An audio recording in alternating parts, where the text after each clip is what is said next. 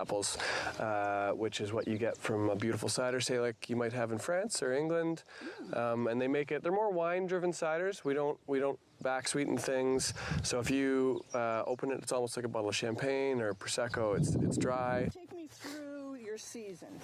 What do you start off with doing?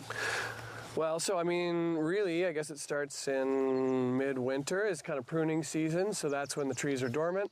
And we get into the orchard and we do all our pruning. So that's a fair chunk of work there.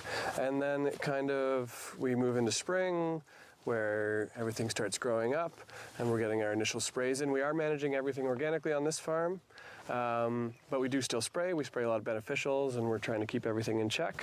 And then it's kind of, you're going through your bloom and your blossom, and you're just kind of watching for insect pressure and disease pressure and stuff like that, managing those things, trying to keep ahead of things. And then we kind of get to where we are now. We just did our first mow of the season, and we're starting to get some fruitlets on the trees here, the little apples. These are Crimson Crisps right here. You pick these by hand? Like there's no machinery that does this? There's no machinery that does this. I think a dream in the future is that we would have enough money to get a sweeper, because they don't need to look pretty for making cider. So if we actually sweep them up off the ground. You hand pick them, and I assume it's just the two of you? Yeah.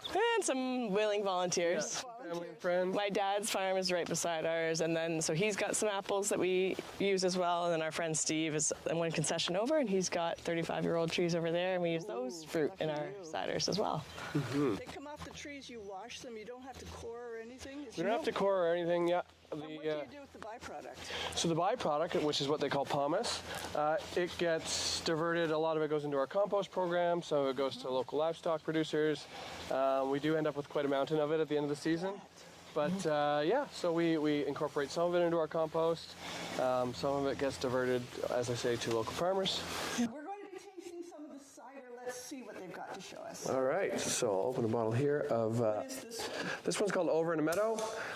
It is a blend of a bunch of apples from our farm and Martha's father's farm just down the road. Yeah, you were saying your dad is working with you. He's got a 100-acre farm.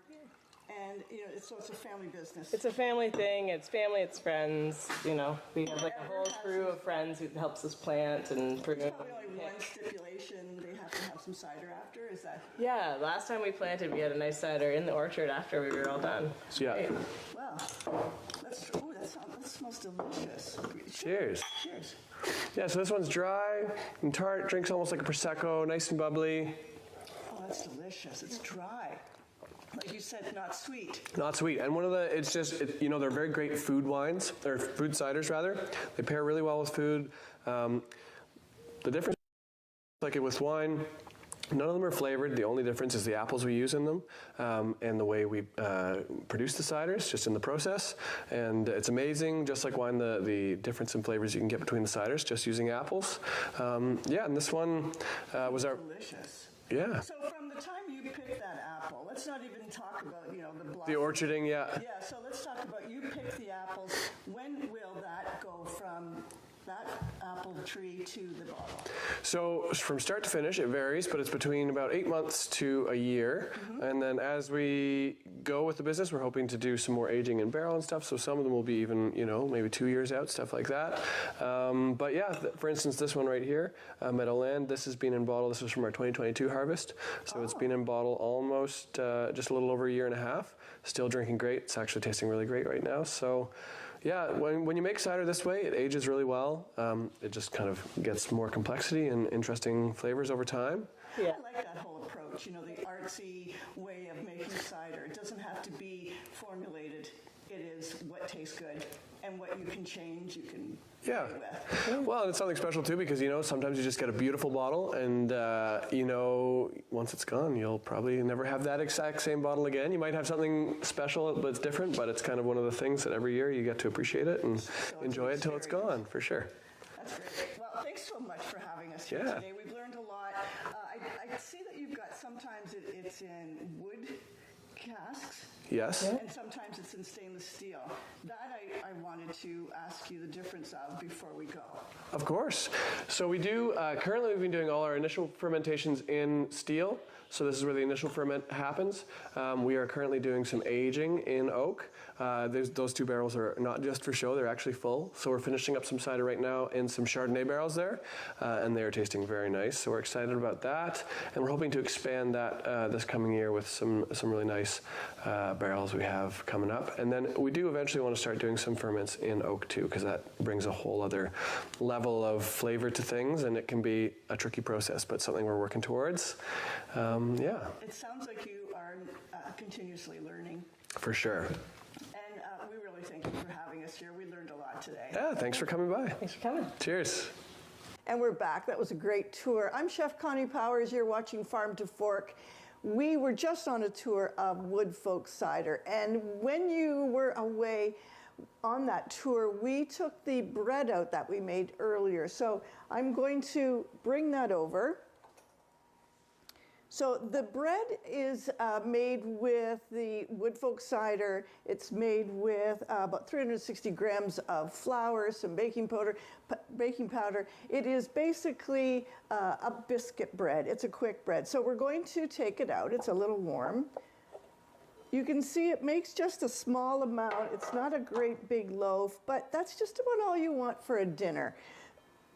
Yes, it has maple syrup in it, but if you would like, you can take the maple syrup out and you can substitute it with honey. It would make a little bit different of a bread. So it's warm. We may want to just give it a few seconds while it's cooling, and it did take 50 minutes in my oven at 375. While it's cooling, let's make a little salad dressing using the Woodfolk cider. So it's simple. I've got a little mixer chopper thing. I'm just going to put it all in that. You could use an immersion blender. So we're going to start off with 1 small onion. I'm going to use a shallot. I like that in salad dressings. We're going to put that into our mixer. I'm going to put in about 3/4 cup of the apple cider. Now, this cider, I was looking at the back of it during the tour, and it has just a series of apples. I don't know how to pronounce the first one. Cortland, Empire, Spartan, Pippin, Honeycrisp, and this is just apples. There's nothing else in it. So you can see it's fermented so nice that we get that foam. I just used a stopper for it, like I would in a wine bottle. So once the foam is gone, the suds. Now, if you don't use the cider, which, you know, Alistair and Martha are going to not want me to say this, but you could use beer. It's not going to be quite the same flavor. You're going to get hoppy flavor rather than the sweet apple. You're going to put in a couple, 2 tablespoons, my little book says over there, 2 tablespoons, I think that was 1, of apple cider vinegar. You're going to put in about 1/4 cup of olive oil, eyeball it, 1/2 teaspoon of kosher salt and 1/2 teaspoon of pepper, and then a couple teaspoons of Dijon mustard.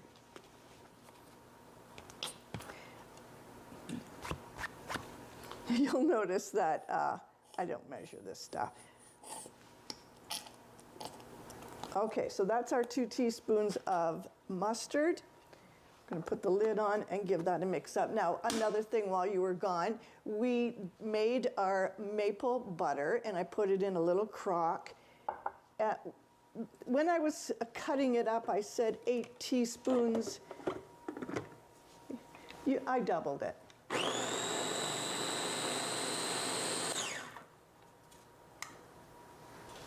All right, so now I'm going to show you the consistency of our salad dressing. Smells amazing. I'm just going to pour it into this measuring cup. I'll put it into a jar into the fridge, and I can use it today. I can use it for a few days, and that's what we got, a nice, delicious salad dressing. So we're going to set that aside. I think our bread is ready to cut. So let's cut a section of it. I'm going to get a serrated.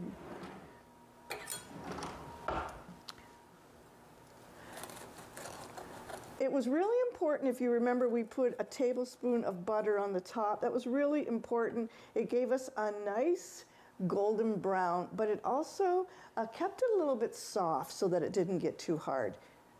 All right, I've got the heel of the loaf. I'm going to put on a little bit of our maple butter. It melted because it's still warm. It doesn't get any better than this.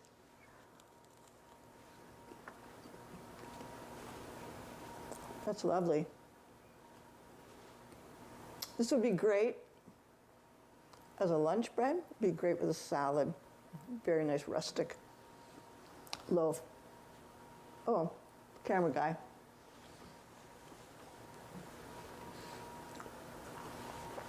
That was great. This maple butter does not come across as a really sweet thing. You can make maple butter. You could also make it with honey. It will last forever in the fridge. You can just keep using it. Thank you to Martha and Alistair for taking us on the tour of the cidery. I learned so much that day, and I learned that hard work can really pay off. The two of them have young children, and they work themselves on this farm, on this cidery. It's a lot of work, but we appreciate the time they gave us. Thanks for joining us today. Until next time, keep cooking.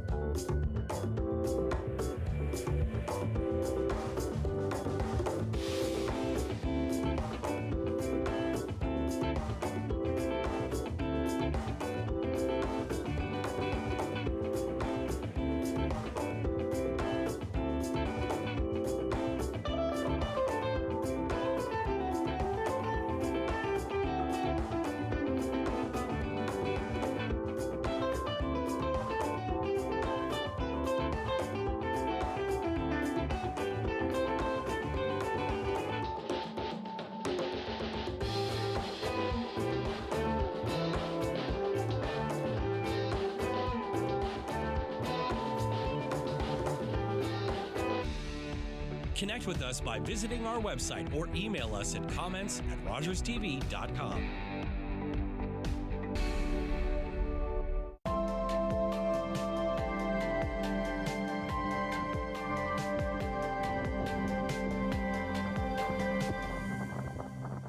Public transit, garbage pickup, parks and recreation programs, snow removal on your street. How can you stay informed about these and other important local services?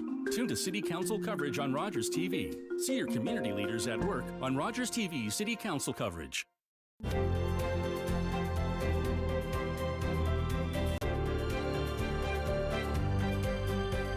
You're watching Rogers TV. Hot off an Eastern Conference win at the Connor McDavid Top Prospects game, Oshawa's Owen Griffin shined with 1 goal and 1 assist. And for Brantford, it was Jake O'Brien who captained the team to victory and walked away with Player of the Game honors for the Eastern Conference after his 3-assist performance. Tonight, they're foes as we get set for the Friday Night Faceoff here from Oshawa. It's the Bulldogs, it's the Generals, and it all starts right now.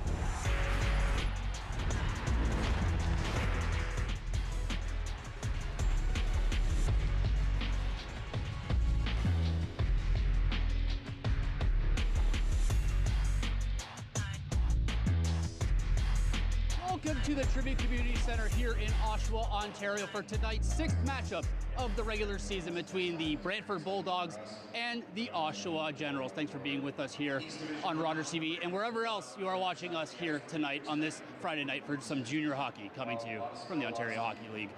It's going to be a good one here, but we're going to get things going a little bit, looking back at where these two teams currently stand. Fighting for the top spot in the Eastern Conference, still plenty of the season to go. We'll see how things shake out, but both teams coming in hot. Winners of 3 straight, so something will have to give here tonight. And in doing so, both teams might have to step up a little bit. Both are going to be missing their leading scorers. First, it's Nick Lardis for Brantford. Not in the lineup. He is day-to-day with a sickness, whereas for the Oshawa Generals, it's Beckett Seneca, who is out tonight, serving just one of his 1-game suspension that he's facing after his game last week against the 67s. Stepping up, though, might be Callum Ritchie for the Oshawa Generals. He's got 8 points in just 3 games against Brantford this season. And Patrick Thomas for Brantford has 11 points in the first 5 games in this season matchup. So we'll see if 2 of those guys there maybe step up for either squad. It was a big week this week for Brantford as new ownership officially took over just yesterday. So tonight marks the first game for the Brantford Bulldogs under the new ownership helm, with Zach Hyman leading the way and the rest of the Hyman family. They are in attendance here tonight. We'll see if the Bulldogs come out with a little bit of extra step in the first period. But before we get there, let's send it up now to Mike Luck and Adam Dunphy. Thank you very much, Andrew. And, well, Andrew laid it out perfectly, Adam. This is a big game for the Oshawa Generals. If you look at the Eastern Conference standings, in a virtual tie with the Niagara Ice Dogs, but because of regulation and overtime wins, Niagara gets the tiebreaker. That puts them in first, but the Generals can take over that spot tonight. Yeah, really not much to give when it comes to the top of the Eastern Conference standings. That, as you said, Mike, is all that separates them right now. Everything else identical. The games played, the win, or the record, I should say, and the points. So for the Oshawa Generals, a big opportunity tonight. And of course, they have been dynamite on home ice as of late, and their great play as of late has gotten them noticed nationally as they made the CHL Top 10 for just the second time this season for the Week 14 standings. The last time they were on the CHL Top 10 was Week 1, the opening week of the season. So they come in at number 9. Yes, home ice has been great for the Oshawa Generals so far. They carry themselves with a good winning streak into this one. Both teams come into this game having won their last 3 games. Yes, and a big part of Oshawa's recent success, as we alluded to, was their home ice record. 6 straight victories here at the Tribute Community Center. And look at the numbers that they put up during this 6-game streak. Goals for 30, so they're averaging 5 goals per game. Goals against 11, so they're allowing on average less than 2 goals per game. The power play, maybe not gangbusters, but still a very impressive number. And the penalty kill, fantastic, 94.1%. They've only conceded 1 power play goal on home ice during the 6-game stretch. Surprise news for Oshawa Generals fans coming out yesterday. Beckett Seneca suspended for 1 game. Here's a look at the incident. It was an interference call. You see it on the right of your screen there as he turns. He takes down Cooper Foster by kicking out the leg. It was called interference on the ice. It was a 2-minute penalty reviewed by the league because of an injury to Cooper Foster, and Beckett Seneca will serve a 1-game suspension. Yeah, we saw Cooper Foster leave that game. He went down the tunnel immediately after that play. So the news coming down today that Seneca would pick up that suspension, but as you mentioned, and as Andrew mentioned, just 1 game. So he will be back tomorrow for the back half of this home-and-home set between these 2 clubs. So some tough news this week for the Oshawa Generals. Some good news, though, in terms of the first ever Connor McDavid OHL Top Prospects game, and both of these teams featured a participant in it. Well represented. They both were. Owen Griffin, the Oshawa Generals representative, and he found the back of the net in this one. He finished with a goal and an assist, and it's a big week, or was a big week, for the prospects for the upcoming 2025 NHL entry draft, as NHL Central Scouting released their midterm rankings, and 3 Generals found themselves on that list. Simon Wang leading the way. At 23rd overall, Laurie Sinavori comes in at 100th, and Owen Griffin finds himself at 197 on that list. On the flip side of things, Jake O'Brien, well, the star really for Brantford on home ice. He gets to captain his team on the Eastern Conference side, and he gets MVP honors to go with it. Yeah, thanks to his 3-assist performance, he was named the MVP, and he just continues to build on the resume he built last season. He was the OHL Rookie of the Year a year ago, and he's having another fantastic season this year, and he found himself the top 10 on those NHL Central Scouting lists among the North American skaters, and he's joined by teammates David Egeroff. He was 31st amongst North American goaltenders, and Joshua Avery also making the list. So we will talk more about Nick Lardis and his absence tonight. First, though, we send it to Dorothy ice level for the Capetti puck and drop. Maddie A couple members McCullough of the U18 gold medal winning women's team, Dorothy Capetti and Maddie McCullough, will drop the puck tonight. The insurance marker in Canada's 3-0 shutout victory over the United States, a shutout over the Americans to win gold. Both play for the Durham West Junior Lightning of the U22 Elite as captain and alternate. Once again, congratulations on gold medalists Dorothy and Maddie.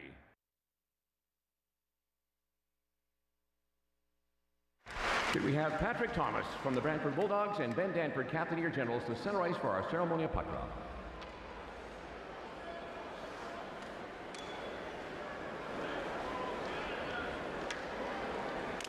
Once again, big round of applause from Christine and Eddie from Good Life Fitness and Dorothy and Maddie from Team Canada. Generation Ontario Power Generation is the proud sponsor of the Oshawa Generals anthem.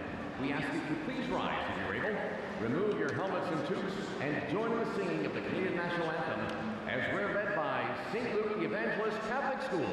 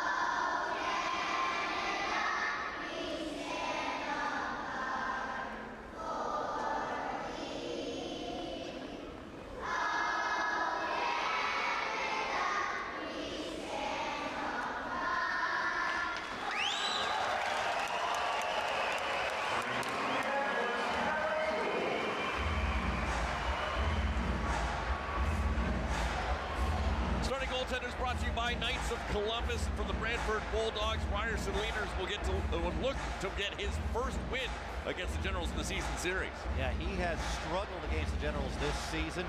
Winless, as you said, Mike, goals against average of 5.66 in his 2 appearances and a save percentage of .847.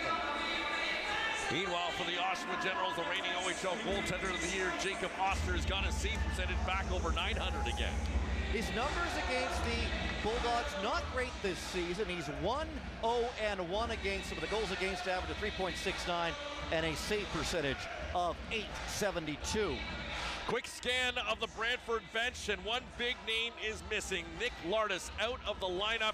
It's an illness. He will miss tonight. He's a maybe. He's day-to-day for tomorrow's rematch in Brantford tomorrow afternoon. Of course, Beckett Seneca not in lineup for the Oshawa Generals. He's serving a 1-game suspension, as we mentioned off the top. So that top line, take out a first-round pick of the Anaheim Ducks, put in a first-round pick of the Winnipeg Jets in Colby Barlow beside Ritchie and Powell. First period is brought to you by Downtown Whitby as Darcy Birchall gets set to drop the puck between Ritchie and Thomas. And we're underway in Oshawa, welcoming all of those watching live on OHL socials, the OHL YouTube channel, and OHL Live. It's the OHL Friday Night Faceoff from Oshawa. And just 4 seconds into it, we get our first whistle as that puck goes into the Bulldogs bench. We'll do the Friday Night Faceoff again then. Mike Luck, Adam Dunphy, Andrew Osmond, our Rogers TV crew in Durham. Welcoming you to the Tribute Community Center. Sent down the ice. Danford had pinched, though, got by him, and so icing waved off. Oster will tee it up to Zach Sandu. He missed last weekend in the final game against Ottawa because of an illness himself, but inserted back into the lineup. David Sposal will sit instead. Sandu sends it up the boards towards Noah Powell. Barlow spins it for Ritchie, just went off his back skate. It'll be collected by Cole Brown, and he'll reverse it. Back to Tommy Budnick. Former Kingston Frontenac and Guelph Storm came across the trade deadline. So they add an overager, and the Brantford Bulldogs had to cut Zachary Lavoie to make room for the overage spot for Budnick, but he'll shore up the back end for the Bulldogs as Protz will send this in, the Montreal prospect. Van Acker off the boards, finds O'Brien. He just keeps it in at the blue line, turning with it there, big Andrew Gibson. Simon Wang, between the two of them, solid 13.5 feet on the blue line for the Generals as it's centered out front. Rolling up O'Brien, and a big block there by Luke Torrance to get the leg down. Turning with it, Juracek. He falls off the check from Griffin. Here's another chance, and Juracek scores. Peels in front to the slot, beats Oster clean. And a minute 39 in, the Bulldogs take the lead. Adam Juracek picking up his third of the season, fresh off a bronze medal win with the Czechia team at the 2025 World Junior Hockey Championship. And the new era for the Bulldogs, new ownership, the Hymans taking over this week. And it's off to a good start as Juracek gets them out to the early lead. Spencer Hyman will join Andrew Osmond in the first intermission here. He is excited, as we met him in the media room before, as is the rest of the Hyman family, to take over ownership in Brantford and start what he expects to be a long run, not only in the Ontario Hockey League, but in Brantford itself. Great news for the city of Brantford. Now they get that commitment from the new ownership group. They're going to be in Brantford for a long time, and now sights set on building a new arena in the Telephone City. Buckley gets it in, Rogowski drops it back. Here's Ethan Martin, scored in his debut last weekend for the Generals. Backhand on net by Rogowski, good save there by Leander. Martin 6'6", 222. A very big, imposing body on the forecheck as Josh Avery skates this puck to center, flips it to the Oshawa line, broken up by Morelli, and Buckley will start right back the other way. Martin plays it in behind the Bulldogs net, sent around by Lucas Moore. Franson on the forecheck off the bench, couldn't get the puck. Josh Avery turns with it, he'll gain the line, has O'Donnell with him. Shot save made by Oster. Gibson appeared to take a high stick as he reacted to it. Wang turns with the puck though, and he starts it ahead. Toms at center, chasing down Budnick, goes across to Tomas Hamara, the Ottawa Senators prospect. He'll gain the Oshawa line, cut off there by Tyler O'Toole, sent around the zone, and Tom's trying to get to it. Budnick will beat him there. Behind the Oshawa net, Noah Nelson came over from Sudbury, and the Bulldogs set up. Hamara for Budnick. He'll take a long shot. Big rebound came out, shoveled on goal again there by Daniel Chen. Holmes trying to center it, couldn't. Franson will find it, bounces it out to center. Toms will chase down Budnick, allow his mates to get a change in as the Bulldogs send it right back into the Oshawa zone. It's the 6th of 8 meetings between these two teams. Brantford's leading the season series 3-2. One game went to a shootout. All the winning team have scored at least 5 goals. As Ben Danford, the Maple Leafs prospect, will start out, gives to Ritchie. And Ritchie gains the zone. Noah Powell rips it wide. Sandu will hold it in on the far side. Looking deep into the corner, it's kicked ahead by Patrick Thomas. And Protz will gain center with it and send it in wide of the Oshawa net. Quickly onto the forecheck is Cherna. Takes the spot of Nick Lardis. On his top line is Juracek, the goal scorer. Pinched in and lost the puck. Powell's in a race for it, trying to negate the icing, but Protz will beat him back with his head start. And the face-off will come back to the Oshawa zone. Oshawa still looking for their first shot of the game as we've played 4:19 of this first period. You saw Noah Powell in that race for the loose puck. He's looked good in his first 2 games. The Generals had a good look on this rush, just fired that shot wide. got 2 assists, those coming in separate games. So he comes into this game with a point in every OHL game he's played so far, this being game number 3. Left Ohio State to join the Oshawa Generals after leading the USHL in scoring a year ago with Dubuque. Here's Van Acker.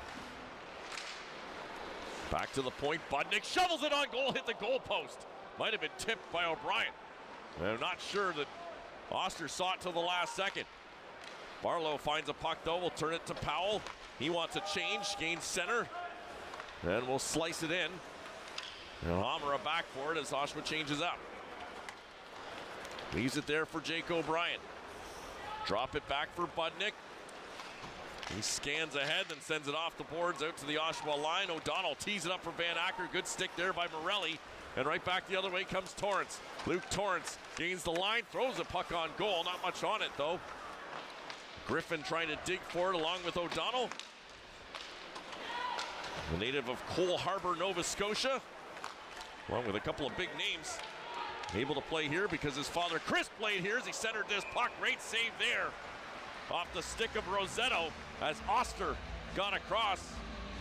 O'Donnell's father, Chris, a former Oshawa General back in the day. Played 1 game for the Generals back in the 97-98 season, and his kid, Aiden, beautiful pass here to set up a glorious scoring chance, but Oster getting over to stop the deflection from Nicholas Rosetto. 4-1 are the shots on goal, and that was very close to being a 2-0 lead for the Bulldogs. It wasn't for a very good save.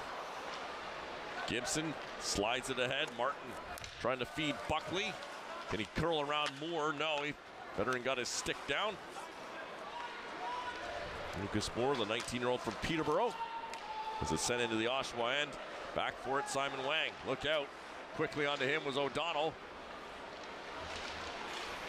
And the Bulldogs turn over a puck in the offensive zone. And now we'll start for a change as the Generals regroup. Gibson looks ahead, finds Rogowski. Rogowski for O'Toole, and he shot it 3 feet wide. Gens changing their D, and so D'Amato under pressure. Here comes Holmes with a backhand, stopped by Oster, and he's forced to hang on. That'll bring us to our first TV timeout. 13:32 left in this first period. It's 1-0 Brantford. You're watching OHL Friday Night Faceoff on Rogers TV.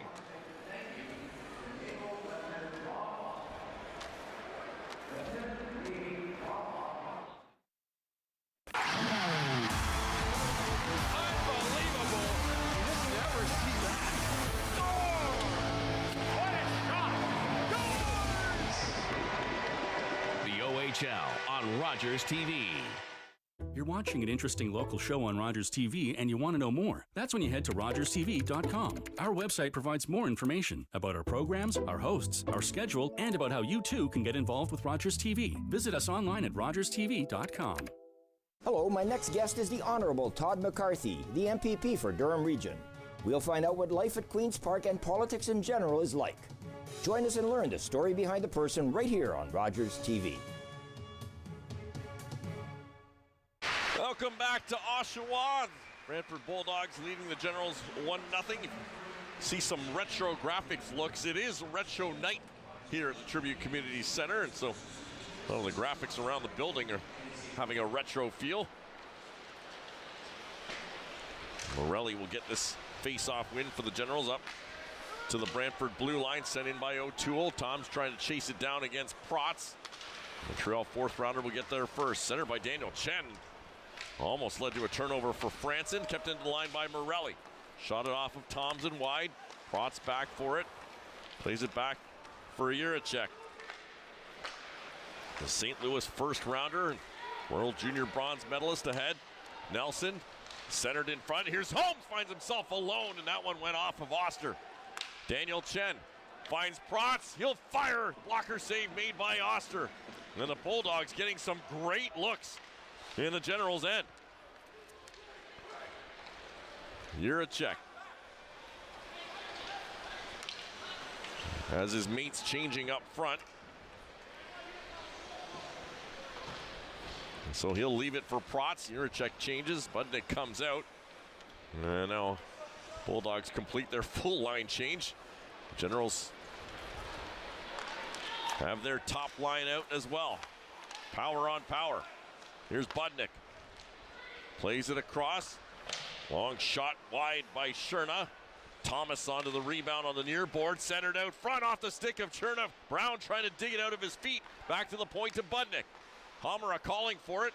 Sent into an open corner. Cherna, or Brown trying to center it to Cherna.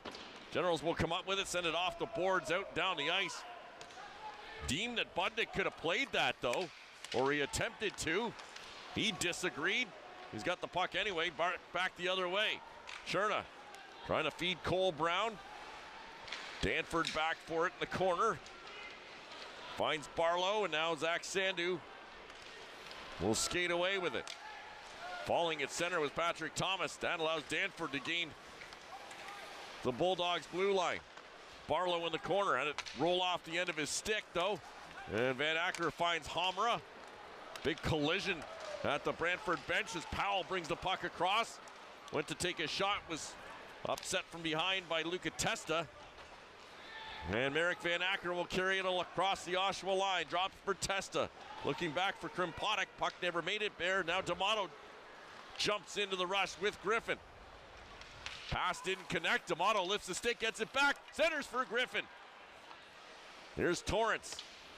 Krimpatek had lost his stick. Went to go get it. D'Amato will find it on the far boards. Makes a move around Van Acker into the corner. Luca D'Amato. Circles the entire zone, still with it. D'Amato now takes a shot. That's blocked by O'Brien up and into the seats. And that shot went clear over the netting. That got some height. So Generals get a little bit of zone time, but all the great opportunities have come for the Brantford Bulldogs. Oshawa only one shot so far, played almost half this first period. And again, Brantford without their leading scorer, Nick Lardis. He's out with the flu. Lardis second in the OHL right now in goals to Sagada's Michael Misa.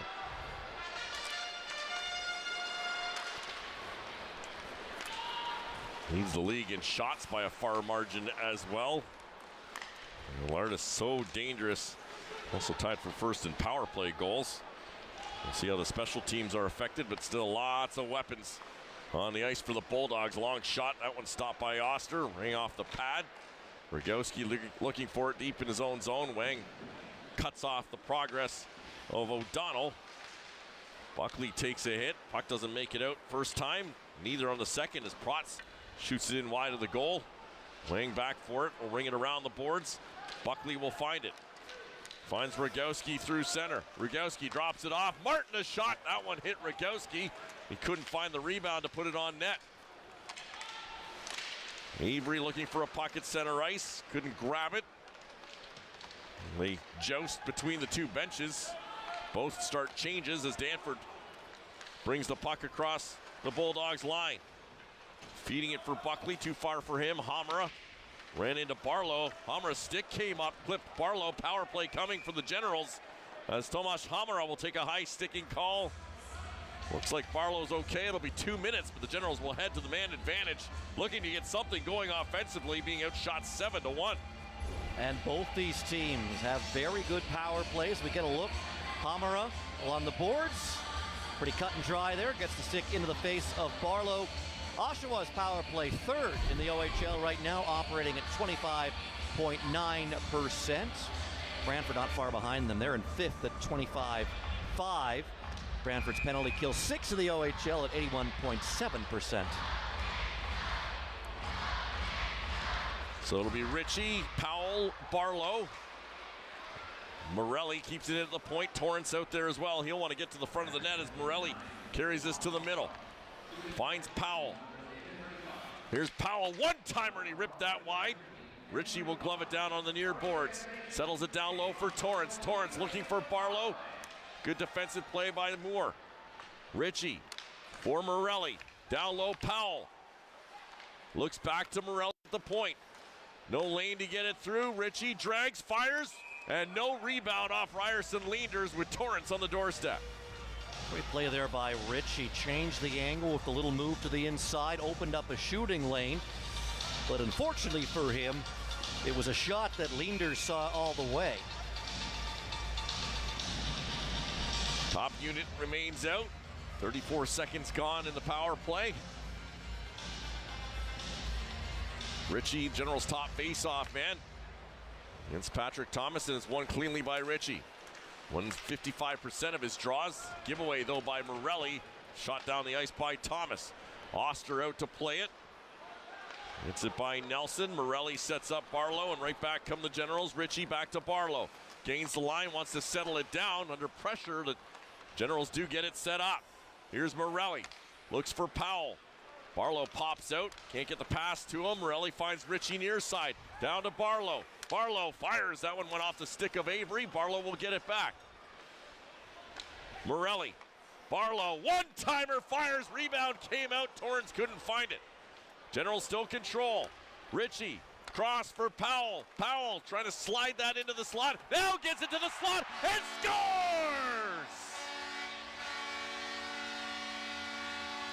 First as a General for Noah Powell. Ties the game at 1 on the power play. It's a Buckeye bullseye as the former Ohio State man gets his first in the OHL and ties this game up at 1. Good puck movement. Ritchie works it over to Powell. His initial shot is blocked, but he sticks with it.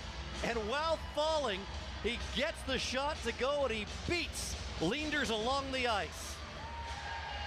Yeah, right along the ice, Adam, you're right. But a good job just to fight to get the shot away. It wouldn't look like it's going to be a broken play. They were trying to set up the one-timer. Didn't work. Instead, Powell cashes. And the Generals man advantage. Ranked 3rd in the OHL, but was only at 21% in the season series. Gets the big opening goal for Oshawa. See if that goes to the legs of the Generals, who were being outplayed before that point. Puck sent down the ice. Protz had lifted Buckley's stick, so negates the icing. Cut off at center by Danford. He'll bring it right back in. Trying to hook it towards Cinnavori. He'll follow in with a check on Jiricek. Head for Cole Brown. He finds Patrick Thomas. Thomas with Sherna. Thomas waits, looking for the trailer, and Brown broken up. Griffin will turn with it. He's got Cinnavori. Owen Griffin finds some room, drags it along. He wanted to drop for D'Amato, never made it to him. Now he finds Gibson. His shot deflected, ends up in the corner. D'Amato turns there. Banks back to the point. Gibson, one-timer. Buckley had a tip on it in front, but didn't get it on goal, and Van Acker will start back the other way. Merrick Van Acker works his way in. That shot goes up over the netting behind Oster, then bounced back off the goaltender and in. That's not going to count, however. Still not a great feeling as a goaltender, though, to feel it go back off you and in. So Powell gets the goal to tie this game up. Cal Ritchie and Colby Barlow pick up the assist. So for Ritchie, that's now 8 points in 4 games since returning from the World Juniors. Hamara down for the Chicago first rounder, and Van Acker, he carries it around the zone. Lots of speed for Merrick Van Acker. Lost the puck off the skate of O'Brien. Hamara will pinch and pay the price on a hit by Rogowski. O'Brien, though, keeps it in the zone. Down for Van Acker. Back for O'Brien. Jake O'Brien trying to work his way to the slot. Generals will come up with it. Rogowski sees some room ahead, then chipped it to an open wing, but there was nobody home. Van Acker going to get by Franson. Got a shoulder onto him. Sent in by Testa. Back for it, Simon Wang. O'Brien battles against him. Sent to open ice by Barlow. Too far for Franson. Generals over-skated at their own blue line. Testa will bring it in. Luca Testa had it slide off his stick. Look out, Barlow. Don't think he knew that Brown was coming. Bulldogs will keep it in the zone. Cole Brown turns it towards the goal. Oster will steer it to the far corner. Jumping in quickly on it is Sherna. O'Brien sends it around the Oshawa zone. Krimpatek unable to keep it in, though, at the point. He'll go back to Moore. And then the Bulldogs get it out to center, sent in by Patrick Thomas. Simon Wang spins it around the zone. That was close to coming out. Juracek, though, stripped of the puck by Powell. Powell skating in, buys some time, back for Barlow, and he tried to lift a stick. It got through him. Sherna back the other way. Lost the puck to Sandu. And Zach Sandu starts from inside his own blue line and weaves his way through the middle of the ice. Fell, got back up, gets to it first in the corner, around the boards for Powell, and hit the referee. Jumped out in the middle for Avery. Turned back over, but Sandu had the puck come out. It's offside as he brings it back in. 4:43 to go in the first. We're tied at ones. You're watching OHL's Friday Night Faceoff on Rogers TV.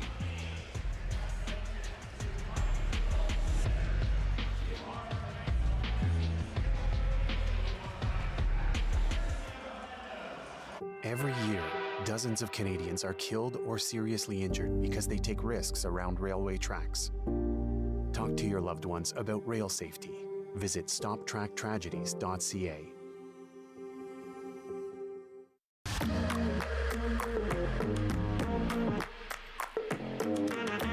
OHL provides an amazing academic opportunity. Every OHL player is entitled to 1 year of academic scholarship for each year played at the OHL level. One thing that's nice about the OHL package is you get to go to university as a little bit more mature, and you can kind of maybe see for yourself what you're looking for in a career. There's a number of guys who I've played against or played with who have had just remarkable experiences using their scholarship packages. Not in at ones. Final 5 minutes here of the first period. Generals finding some life after the Powell goal on the power play. It had been all Bulldogs prior to that point, out shooting Oshawa 7-1. Shots are now 8-5. The Gens turn over a puck in the offensive zone. Here's Griffin looking out front. They score!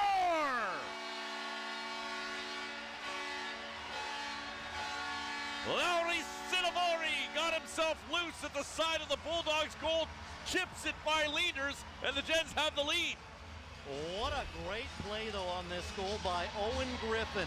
Torrance works the cycle down low to Griffin, and Griffin just a beautiful pass right between the legs of Brock to Cinnavori at the side of the net. And he pots his 11th of the season. Goals in back-to-back now for the Finnish import. And the Generals lead this one 2-1. And a little mix-up on the defensive side as both defenders go into the corner. Left the forwards out front to deal with Cinnavori. He finds room, and Leander's just off of his post. It's a chip shot for the Finn. Morelli lifts a stick, so icing will be waved off. Oster out to play it, has to wait for it to get into the out of the no-touch zone. Centered, here's a chance at the side of the goal. Rosetto brings it out to Hamara. Hamara's long shot, that went into a crowd of jerseys. Ends up wide, Martin couldn't flip it out. Second opportunity, O'Donnell gets by him. Aiden O'Donnell gets to the slot back for Budnick. That shot blocked by Rogowski. Simon Wang will chip it ahead. Martin's got a 3-on-2 if he can find a body, and he doesn't. It's Budnick who controls deep in his own zone.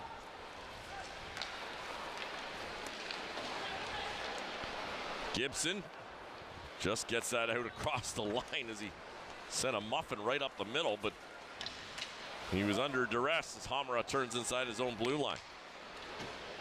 Far side, Holmes. Parker Holmes, ranked 177th North American skaters in the midterm rankings from Central Scouting. At the point, Krimpatek finds Moore. Moore, his shot off a leg. Ends up in the corner, Franson ahead.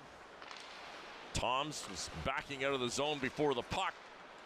And Oshawa now can't get control of it. Good stick lift by Nelson. Couldn't send it around the zone. Gens will do that for him. Krimpatek at the point, waits for it. Blocked by Tyler O'Toole, rushing out to the defender. Moore across his own blue line. Krimpatek ahead. Hit Gibson with it. And the big defender will start across the Bulldogs line before giving it away. But Nelson brought it right back in. Gibson paced him down. And Ritchie onto it. Finds Powell. Has to take it off his skate. Couldn't get it to his stick. Right back comes Cherna. Cherna wanted to work around Sandu.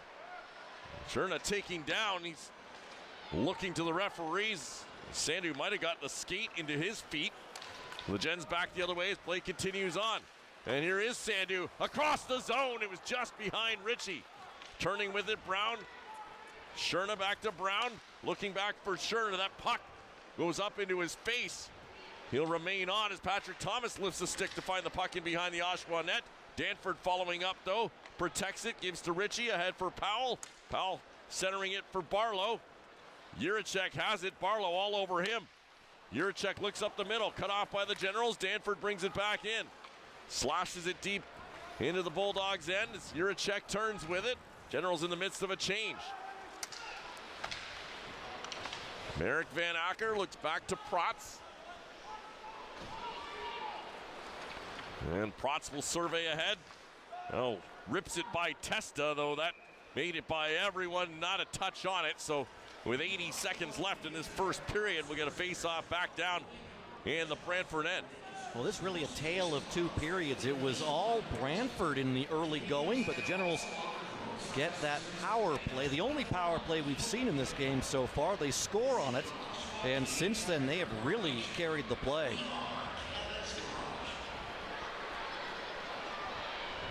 Face off to the right of Ryerson Leaders. It's controlled by the Bulldogs. Sent right up the middle. Here's Van Acker. Working on Morelli. Van Acker spins. Now carries, finds it in the slot for Testa, and he couldn't get a shot away. Gibson will take into the corner, protect it against two Bulldogs, and then Morelli will feed ahead for Cinnabori. He finds Griffin up ahead. Torrance on the far side. Griffin drops it. Cinnabori in front. They score!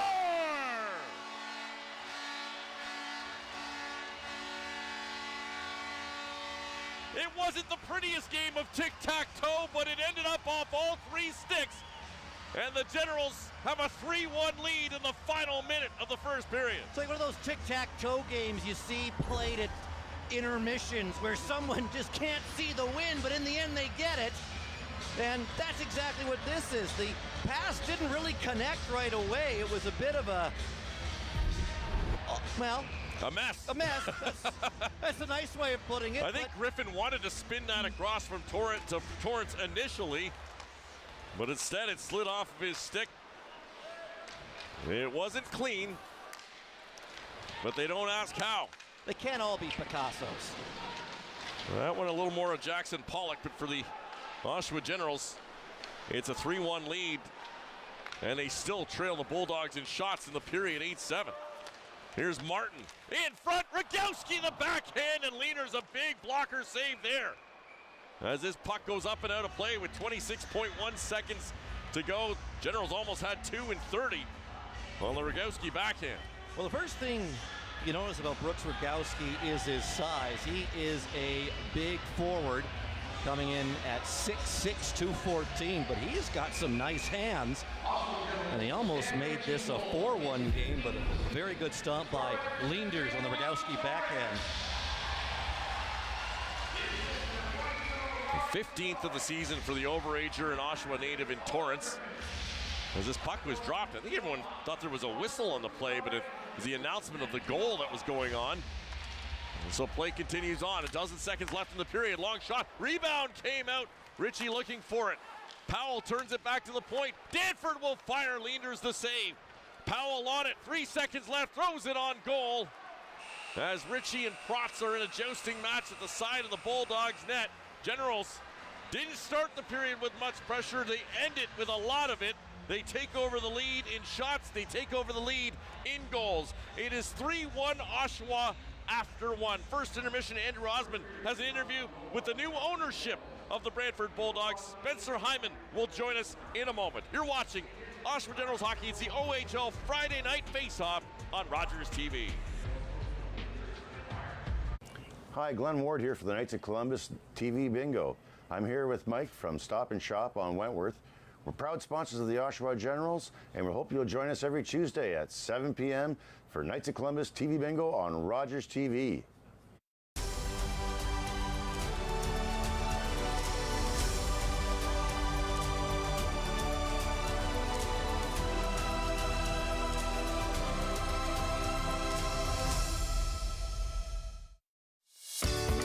Downtown Whitby is more than just a downtown. It's a vibrant blend of historic charm and modern life. With over 300 businesses and services, you'll find everything you need. Shop, dine, and discover why downtown Whitby truly has it all.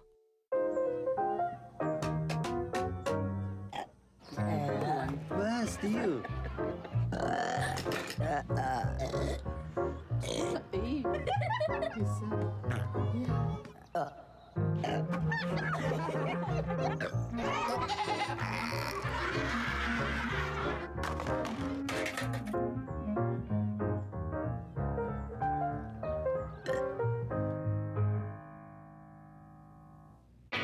Four nations facing off.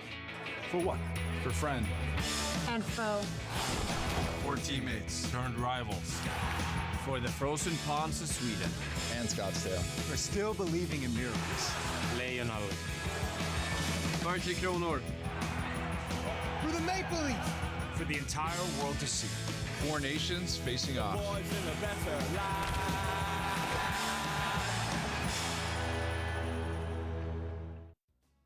Knights of Columbus TV Bingo, 7 p.m. right here on Rogers TV. Buy your tickets from your local merchants for your chance to win up to $5,000 every Tuesday at 7 p.m. right here on Rogers TV.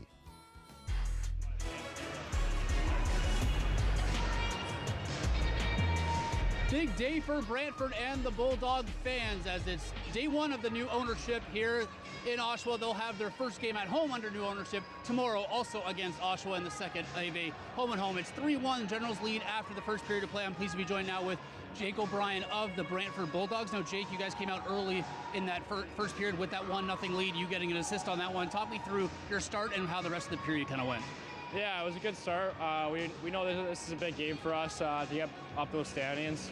We came out strong. I loved how we played in the first probably 10 minutes. And then we took the penalty.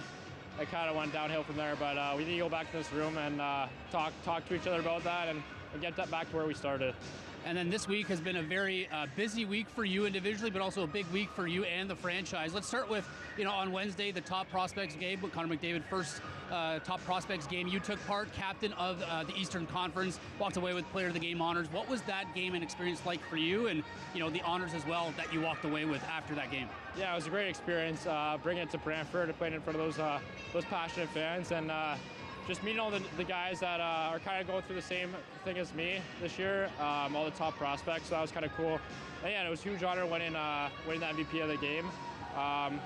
And yeah, just in front of those fans and making them proud, so yeah, it was pretty cool.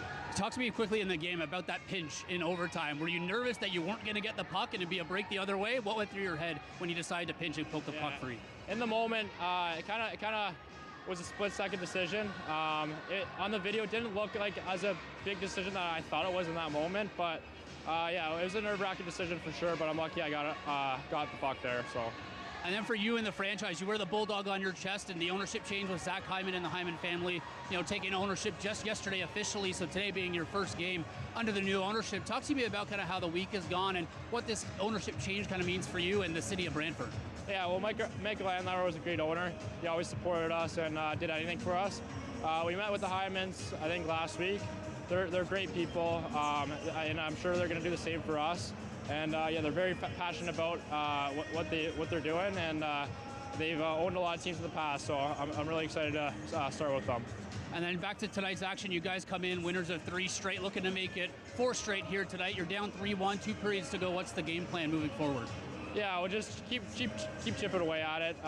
Hopefully we'll get one in this second period and just keep chipping away. If it comes down to the wire and we have to win 4-3 in overtime, we'll take that all day. You just keep chipping them down. Thanks, Jake, and good luck on the rest of the game. All right, thank you.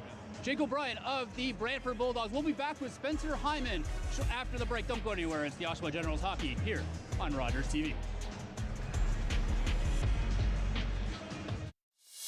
Downtown Whitby is more than just a downtown. It's a vibrant blend of historic charm and modern life. With over 300 businesses and services, you'll find everything you need. Shop, dine, and discover why downtown Whitby truly has it all. When I was diagnosed with Guillain-Barré syndrome, I was deteriorating in front of everybody. All my life I lived with sickle cell.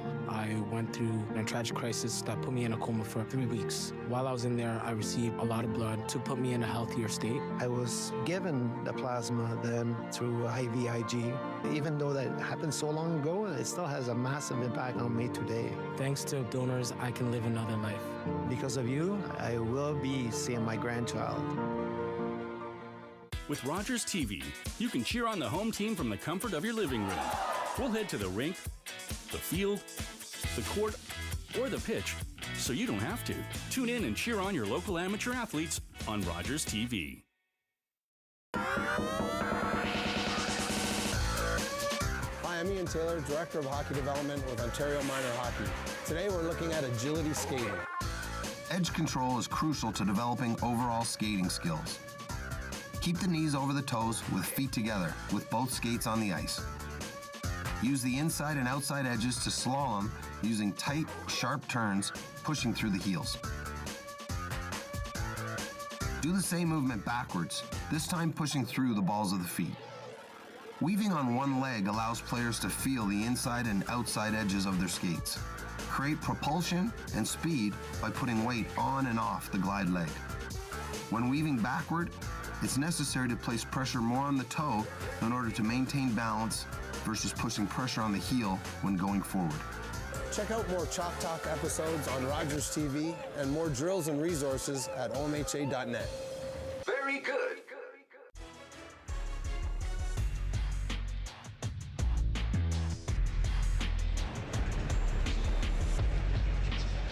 Welcome back to Oshawa Generals Hockey here on Rogers TV. I'm very pleased to be joined now with Spencer Hyman, part of the ownership group with your brother, Zach Hyman, and your father as well, and you're the Chief Operating Officer.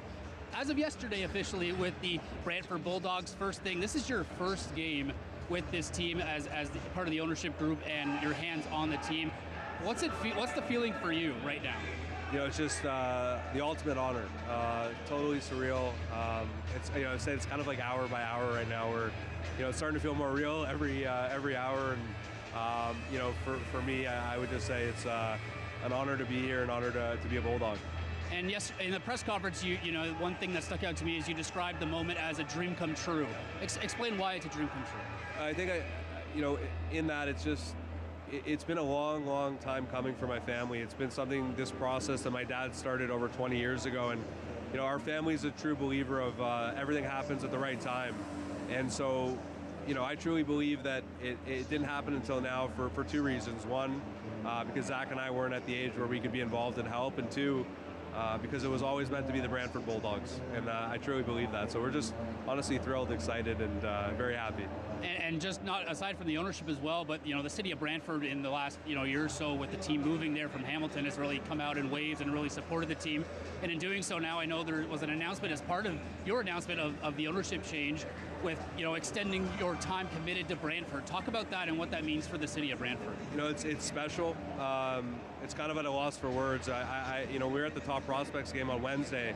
I had a lot of fans, I'd say like 10 to 12 different groups of fans come up to me, shake my hand and say thank you. Thank you for supporting Brantford. Thank you for keeping the Bulldogs here.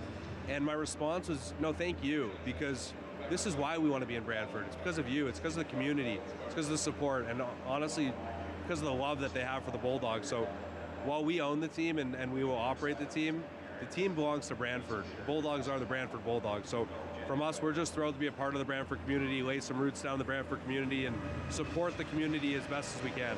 And you also have those roots in Markham as well with the, part of the ownership group there for the Markham Royals of the Ontario Junior Hockey League. And I know maybe there were some questions being raised with what does that mean for them. And I know you've committed yourself still to continuing that partnership and the growth there with the Markham Royals and the Ontario Junior Hockey League. Just talk a bit about your last almost decade with the Markham Royals leading to this moment here. Yeah, in this process, Michael's kind of reiterated to us that, his roots are always the Bulldogs, and that's where he cut his teeth in hockey. And for my family, it's always been the OJHL. It's where we cut our teeth in hockey. My dad's the longest tenured governor in the Ontario Junior Hockey League, and it's where I played, where Zach played, where all five of us played. And so for us, we're committed to both the OJHL and the OHL. And we see, in Markham a great opportunity to, potentially down the line, develop Bulldogs. And we got a great staff there. Mike Lottie, who's been there for a long time and will remain there moving forward and building the program into a contender every single year. So we're thrilled with Markham, and nothing's changing on that end either. Well, Spencer, thank you very much for your time today. Congratulations to you and your family once again, and hopefully look forward to tomorrow and get excited for tomorrow for your first game, as part of the ownership group on home ice for the first time with your dad in attendance there for the first time. I know you said he's excited. Yeah, he wanted to wait for the Madhouse on Market. So, Bulldogs fans are passionate people, and it's a passionate community, so we can't wait. I really appreciate your time too. Yes, of course. I'm sure it's going to be a great game tomorrow in Brantford. Thank you very much. Spencer Hyman of the Brantford Bulldogs will be back with more here on Oshawa Generals Hockey on Rogers TV.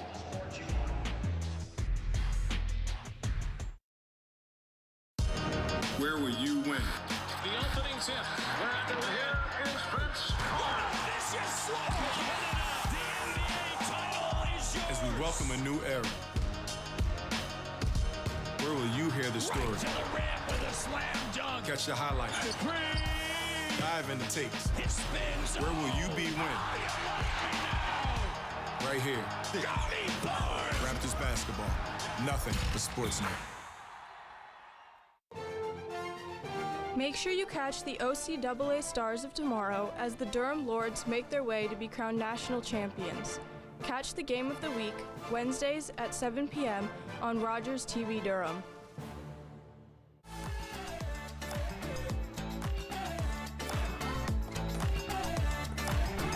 With clubs, leagues, and courts in every province and territory across Canada, squash is the sport for wall-to-wall fun, fitness, and friendship.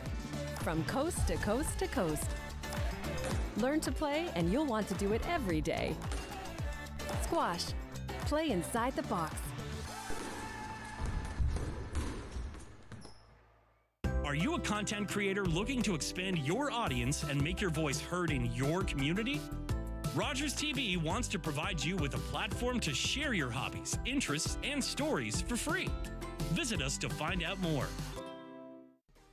There is so much to see and do in the Kawartha Lakes. Our communities have so much to offer all year long, and we invite you to join in on the fun as we highlight all the amazing people doing amazing things right in your neighborhood. Enjoy learning about the many charities, small businesses, cultural events, and seasonal activities.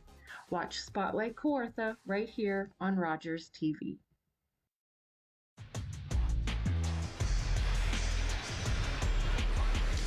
Welcome back inside the Tribute Community Center. It's the Friday Night Faceoff here in Oshawa as we are getting set for the second period. A very exciting first period. It was all Brantford in the opening half of the period, but Oshawa would get a power play about midway through, and that really changed the tide as we get a look at the first period highlights. As mentioned, it was Brantford getting on the board first. Adam Juracek's third of the season would open the scoring. Merrick Van Acker and Jake O'Brien picking up the assists on that goal, but things would change here. Hamara, takes the high sticking penalty there on Colby Barlow, and on the ensuing power play, Noah Powell gets his first of the OHL to tie things up at 1. And then the Generals were off and rolling. Another look at Powell's goal. Nice move to the inside there, and beats Ryerson Leanders along the ice. So Powell now a point in every OHL game he has played so far. And some good work along the end boards by Owen Griffin. Gets the puck to the side of the net to Lowry Cider-based. He gets his 11th of the season. And that line would not be done there. Although the next goal they would score, perhaps not as pretty as that one, but they all count in the end. Griffin the back pass, and then Cider-based puts the puck towards net, and eventually Torrance finds it, and he is able to shovel the backhand into the net. Torrance is 15th of the season, so Torrance, Cider-based, and Griffin each picking up 2 points in that first period. The Generals lead things 3-1 after 2 periods of play. Shots, the Generals do get ahead in the shot column in the end, 9-8. Amazing thing about that first period, Adam, the shots were 7-1 in favor of the Brantford Bulldogs until they took that penalty. They do that, the Generals rile off 8 straight shots. They outshoot them 8-1 in the final minute, or the final 10, 15 minutes of that period, and with that take over not only the hockey game but the lead. Well, it really came down to that penalty by Hammer, and Hammer has had some eventful games in this building on the plus side, so he'll be looking for a big second and third period from his team as well. But yeah, you can really differentiate those two periods, and that is where things split. It's where we stand right now. 3-1, the Oshawa Generals lead after one period of play. The second period is to come. You're watching Oshawa Generals hockey. It's the OHL Friday Night Faceoff on Rogers TV.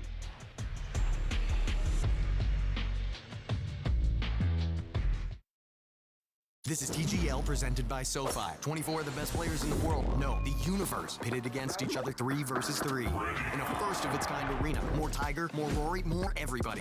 6 teams, Atlanta, Boston, LA, New York, the Bay, and Jupiter. Not at Jupiter. What else? We added shot clocks, mic'd up players, a ref, playoffs, 15 holes, overtime, timeouts. Did we mention the green moves? High tech, higher stakes, and you get to watch it all, baby. Keep up. It's golf.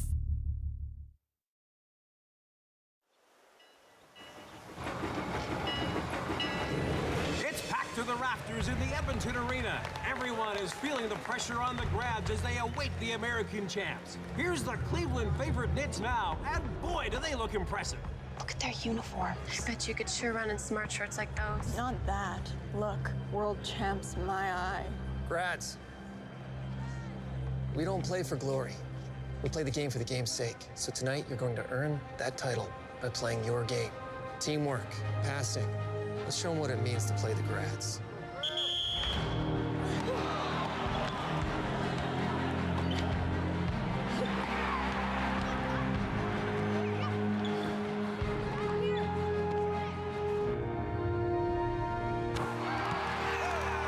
The Edmonton Grads were champions for 25 years. The record of 502 wins and only 20 losses is unmatched in all of sport.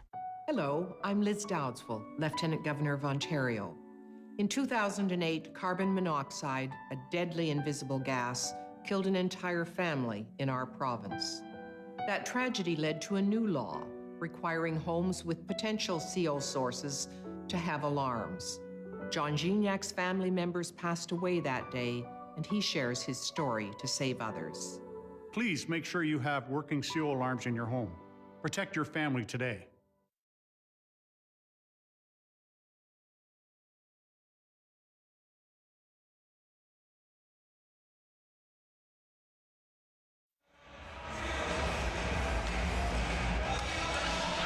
Welcome back to Oshawa as we get set for the second period. It's a 3-1 Generals lead over the Brantford Bulldogs, and Noah Powell's got his first as an Oshawa General. They get 3 points in 3 games already for him. Well, we knew he was a goal scorer when he was signed by the club last week. He led the USHL in goal scoring a season ago, and now he's on the board in his 3rd OHL game. Second period is brought to you by Downtown Whitby. As he gets set to drop the puck, top line against top line again at even strength. Richie, Powell, and Barlow just joining us. Beckett Seneca not available for the Oshawa Generals, a 1-game suspension for an interference call that caused an injury to Ottawa's Cooper Foster last Sunday. Nick Lardis out of the lineup for the Brantford Bulldogs day-to-day with an illness. These two teams will meet again tomorrow. It's a big turnover. Here's Thomas looking in front. Sherna couldn't get to it. Hamara jumps in at the point and rolls off of his stick. And he almost gave it away to Barlow at center ice. Now Patrick Thomas regroups at center, sends it across. Hamara gains the line, feeds it on goal, and it's an easy stop for Oster. Well, mentioned in the intermission that Hamara has had some memorable games in this building this season. He had a Gordie Howe hat trick back on November 3rd. He thought Tyler O'Toole in that game. Then he followed that up on November 29th with a 4-point night here. Up to 32 points this season. That is a career best for the overager. The Ottawa Senators prospect unable to join Czechia, of course, because he is an overager. That puck was tipped at the last second in front by Testa, and Oster got a shoulder on that. Testa second game back from injury. His first game back last Saturday against Peterborough. Scored in that game as well.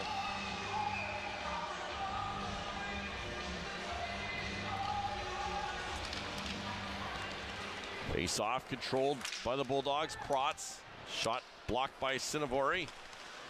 Gibson in on it. D'Amato will race across the zone. Lifts the stick. Cinnavori gets it out to center. Protz, though, battles him, takes the puck away. O'Brien turns back with it. Gives to Protz. Looking back in front for O'Brien and made it on goal. Oster the pad save. And Cinnavori's got it the other way at center. Lowry Cinnavori trying to chip it in deep. Gets it by Van Acker. Now we'll go in on the forecheck with a hit onto Jiricek. Puck out at center, found by Griffin. Look out. Off of a skate. Sent in front. Griffin the hook. And as Testa goes down, the Bulldogs will get their first power play of the game. And the Bulldogs possess a good power play as well. Fifth of the OHL at 25.5%. As you can see, Griffin getting the stick in there on Testa, who then lost an edge and ended up in the corner, but he's no worse for wear. Generals penalty kill 15th in the OHL at 77.3%.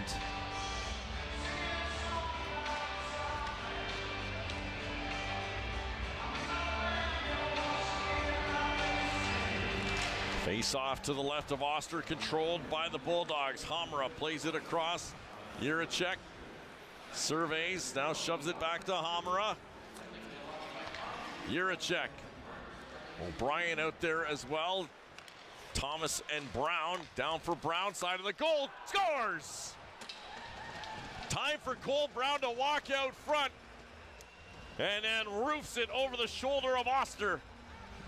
Power play goal brings the Bulldogs back within one. What a phenomenal shot by the Devils prospect.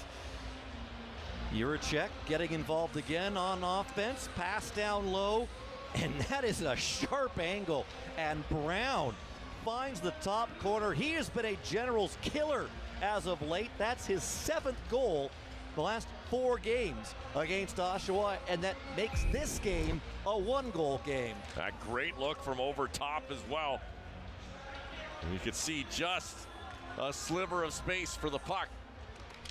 And Brown made no mistake. So each team with a power play goal. It was the power play marker in the first for the Generals that really got them going. We'll see what this does for the Bulldogs here in the second early. They're right back on it. Hamra. Here's Avery walking out. Oster the save. Couldn't control the rebound. Now he had to find it. It was underneath him. Kept it out. Kept in by Hamra. Rossetto takes the check from Wang. Puck is loose underneath him. Rogowski digs it free. Morelli wisely, with some good patience, just slows it down. Now finds a lane to Wang. He'll send it out to center off of Martin, but it's chipped up and over the glass. So Brown picks up his 16th of the season. Jiricek and Hamra picking up the assist. And let's get a look at it again from the overhead view. Just a scintillating shot. Not a lot of room, tough angle, but Cole Brown made it look very, very easy. Brantford power play was ranked 5th in the OHL at 25.5%, but away 34.4. Unbelievable power play away from Brantford. Just 18.8 at home. And in the season series, they've been deadly too at 35%. That's their 10th goal on the power play in the season series. This is the 6th meeting. Gibson at center, gains the line, will send it in. Leanders out to play it. Gets it by Franson. Broken stick for Tyler O'Toole. He gets a new one from Brian Boyes, who's quickly on that just as the puck arrives, but Daniel Chen will start to bring it the other way. Sends it wide of the goal. Oster plays it to the corner. Gibson turns away from Chen. Finds Griffin. Quick pass to Cinnavori. His line's been firing. Here's Toms. Joins the rush far side. D'Amato! And a blocker save made by Leanders. D'Amato back on it. That's the deal with the broken stick of O'Toole. Cinnavori trying to spin away from Juracek. Generals are changing in the offensive zone. Cinnavori trying to play it deep. Look out. Testa's behind him. Here's Luca Testa walking in. Save made by Oster. Onto the rebound, Van Acker. Circles the zone. Merrick Van Acker finds some room in the slot. Takes a shot. That one blocked by Torrance. Couldn't find the puck, though. It's still loose. Edge of the blue paint. Controlled by Sandu. Lost it for a moment to O'Brien. Sends it around the boards. Griffin can't get to it. Protz will keep it in. Kicking it ahead is Cinnavori. Testa onto it. Trying to center it. Van Acker will come up with it. Griffin plays it away from him. Sandu protecting away from O'Brien. Finds Danford. And he'll skate it out across the blue line to center. Danford still with it now. Danford for Griffin. Cross ice for Torrance. That one broken up by Cole Brown. Ritchie got a stick on that puck. Kept it in the Bulldog zone momentarily. And now Protz will start away with it. Van Acker back for Protz. Weaves his way through into the Oshawa zone. Drops it off. Brown looking across. It was behind O'Brien. He gets shoved down hard by Morelli. Onto it, Cherna. Leaves it at the point. Walking in Budnick. Around the Oshawa goal. Looks back to Hamara. Throws it on goal. Rebound came out. Brown scores again. Oh no, they're saying it's off the bar. Might have been back bar. Same spot for Brown. Bulldogs remain relentless on pressure. Brown in the corner. Leaves it there for Thomas. Back at the point, Brown. Shoots it wide of the goal. Hamara onto it. Bulldogs all over the Generals. Now poked away by Powell. Hamara will win the race back for it. Powell shoves him off the puck. Ritchie will come up with it. Barlow back to the point for Simon Wang. Round the zone. Powell reaches for it. Couldn't get a stick on it. Barlow will settle it down at center. Jens is trying to relieve some of the pressure. Bulldogs were all over him. Here's Wang skating away with it now. Shoves it ahead for Powell. Across the line, drops for Ritchie. He finds Simon Wang with a shot. Right wide. Powell centered it. Ritchie right back on it. Pressure now from the Generals top line. Ritchie with a move to the slot. Lost the handle. D'Amato's got it. Settles it down across for Simon Wang. Down for Powell. Ritchie heads off. Generals change in the short change in the offensive zone as D'Amato plays it for Wang. Wang, shot deflected. Onto it in front. Martin threw it right through the slot. Wang puts it behind the goal. Rogowski battling for it there with Moore. Wang will pinch in. Keep the puck in the offensive zone as Moore finds it. Rossetto chips it ahead. O'Donnell will get a chance to carry it out into the Oshawa zone. Working on D'Amato. It'll roll in on goal. Oster wanted to stop it and it rolled away from his catching glove as it comes right back into the Oshawa zone again. Pressure at both ends. Neither team able to get a whistle. Into the slot it goes. Avery trying to bust through. O'Donnell following up. Martin takes it away from him. Chips it ahead. He's gassed and will head off. But good draw weight by him to get it down the ice, but not enough for icing. It's sent back right on goal. And so still no whistle. Out to center. Brought in by Franson. Harrison Franson drops it for Danford. It's a bit out of his reach. Back in the corner for Franson. Behind the net is Toms. Centered out front. Right through the slot. And finally Chen will ice the puck. A break for the players and broadcasters. And all of us too as we get the TV timeout. Brantford with a power play goal to pull within one. 3-2 the Generals lead. It's OHL Friday Night Faceoff on Rogers TV.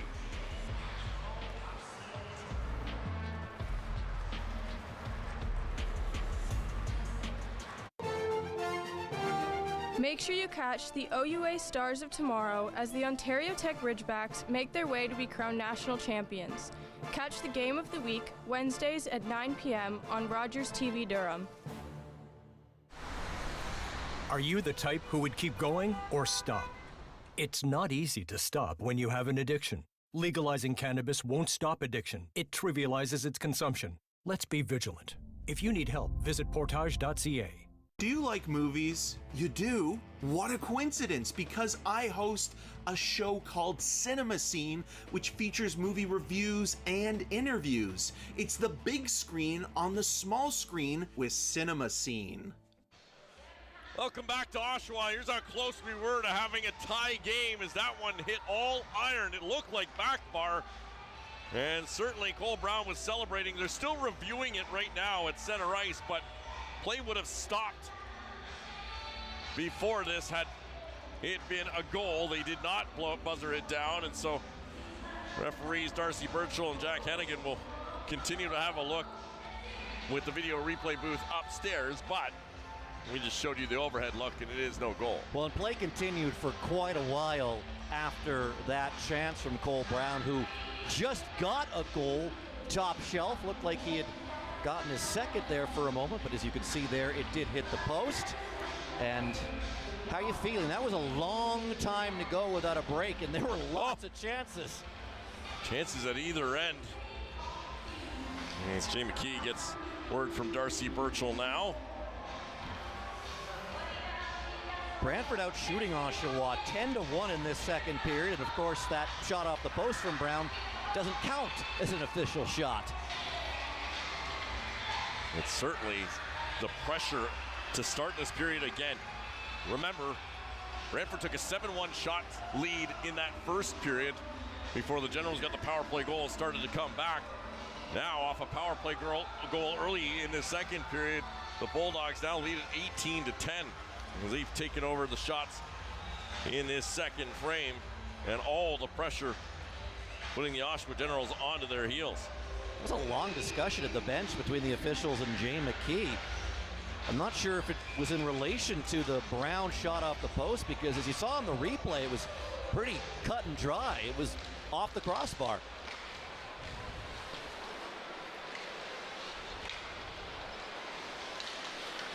The Generals trying to get something going again off the TV timeout, an offensive zone faceoff.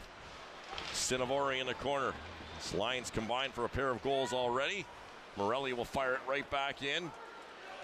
Cinnavori trying to chase it down, chopped at by the Bulldogs and out to center. Morelli for Griffin. Cinnavori was way in the zone, and so the Generals unable to just throw it in. Griffin backtracking, gives to D'Amato. Torrance looking to the middle of the ice. And it's offside against the Gens. Josh Avery, 141st ranked North American skater on NHL Central Scouting's midterm rankings. Those released earlier this week. Of course, Jake O'Brien, his teammate, projected first round pick. He was the 8th ranked North American skater on that list, and he's got a point tonight on the Juracek goal that opened the scoring in this one. Of course, a big week. He's captain of the Eastern Conference team in the top prospects game. As the Bulldogs bring it in. Good shot there by Brown. Whistled over top of the goal. Juracek from the point. Looking across for Brown. Deflected as it back for Juracek. Throws it in front. And an opportunity for Sherna. He just threw it wide off a skate. Now Juracek fanned on it. Following up, Sherna backhand. That one blocked. Never made it through. And Barlow starts back for Powell. Here's Barlow. Gets it across the line. Barlow to the slot. Couldn't slide it underneath the pad of Leenders. Sandu back for Barlow. Drags, fires. Leenders, I don't think, saw it through the crowd. It hit his own man in front, Patrick Thomas. And he'll shovel it back into the goaltender to hang on to. Well, you want action on Friday Night Faceoff, you're getting it at both ends. These teams trading chances as of late. And this was another close chance, and it came again off some good work in the offensive zone by Adam Juracek. He made that initial pass, and then that puck goes right under Jacob Oster, and luckily for him, right out the other side of the crease. Simon Wang will take a shot wide of the goal. Gibson at the point. Griffin, long shot. That one just whistled wide. Cinnavori banging with Van Acker, and Cinnavori took the worst of that. Puck comes out. O'Brien feed it back into his own zone. Leanders plays for Hamara. Griffin quickly in on the forecheck. Tomasz Hamara skates away from that, gains the Oshawa end. Hamara now will settle it down. Sifts it back for Testa, his long shot. Bobbled in the glove for a moment by Oster, but he'll hang on to it. Took a second, but in the end, Oster able to hang on. And that power play goal for the Bulldogs has really gone to their legs here, much like the power play goal for the Generals did for them in the first period.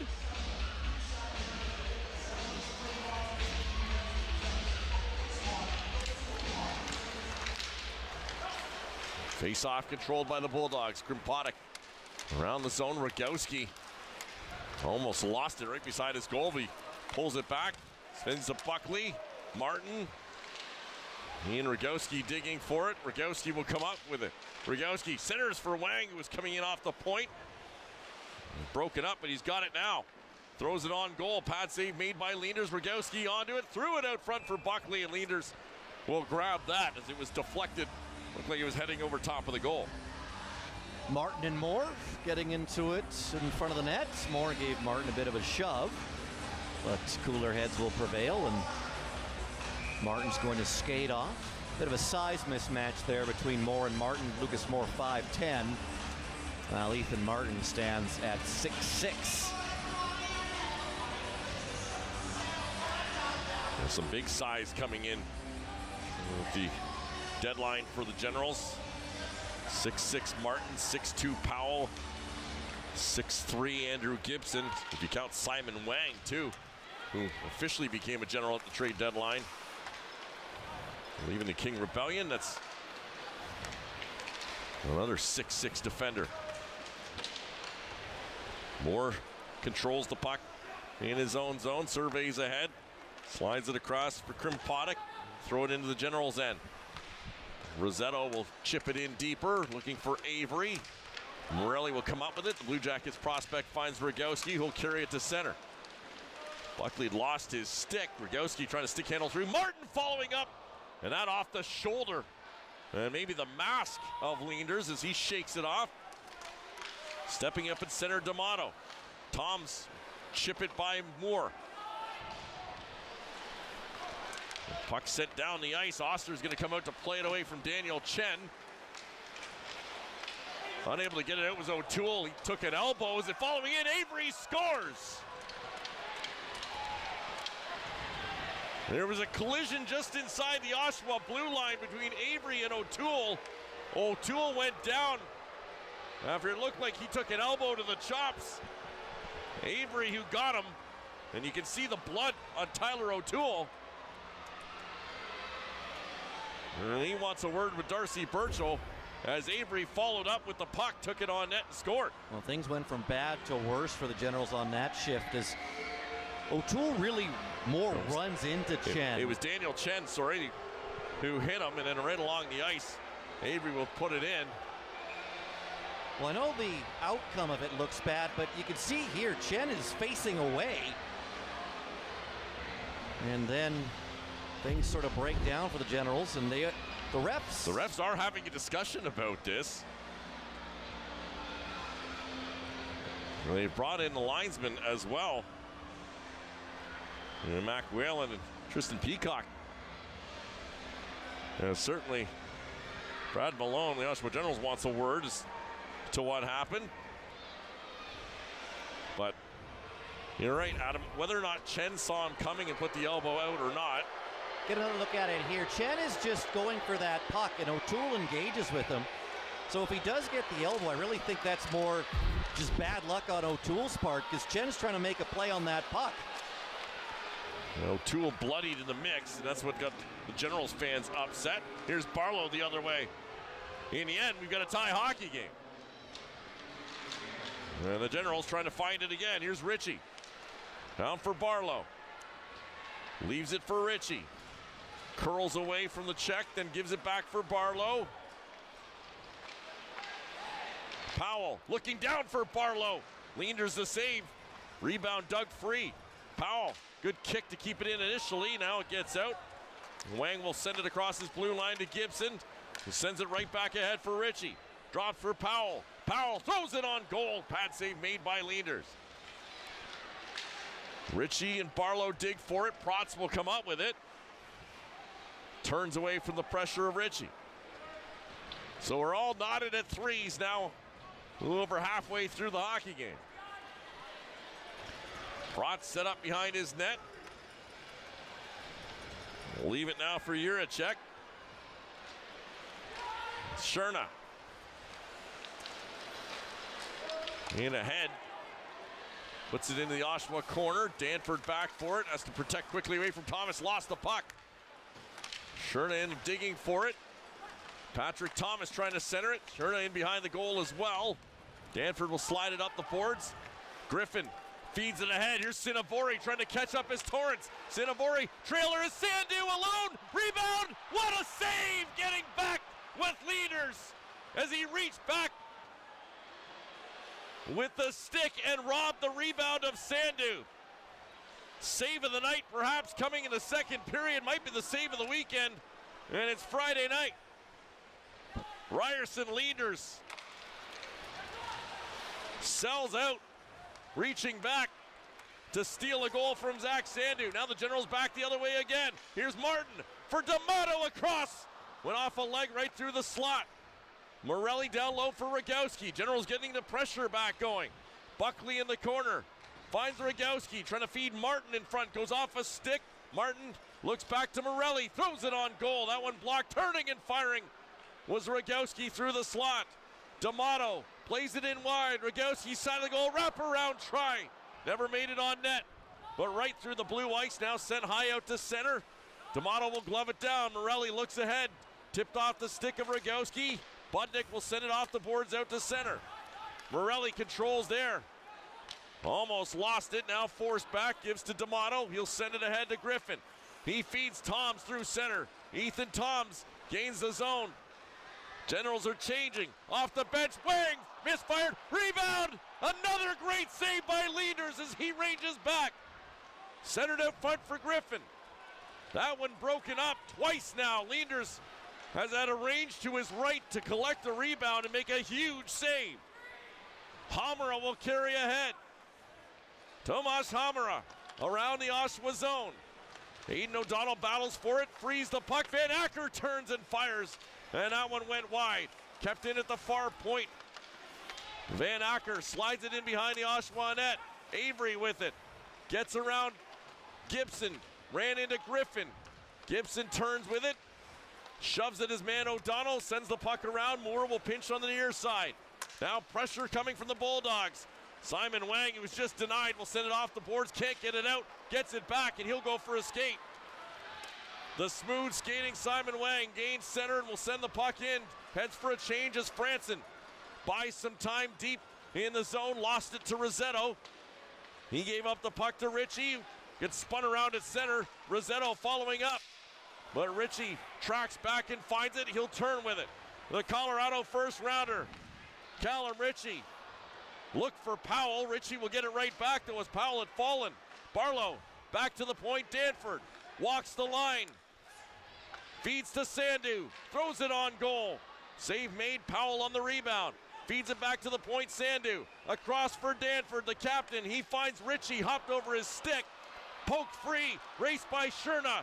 Ritchie does enough to just impede him without taking a penalty. Cerna still on it. Ritchie pokes it away from him. Sandu up the boards. Ritchie digs it free, gets it out. Brown carries it right back in. Onside. Cole Brown, that shot blocked by Danford. And it rolls in on goal. Might be just the second whistle of the period at this point. With 3:40 to go, we're tied at threes. You're watching OHL Friday Night Faceoff on Rogers TV.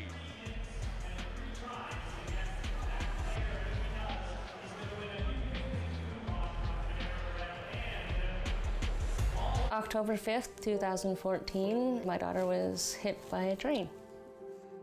She was walking along the sides of the tracks, and it shattered her world.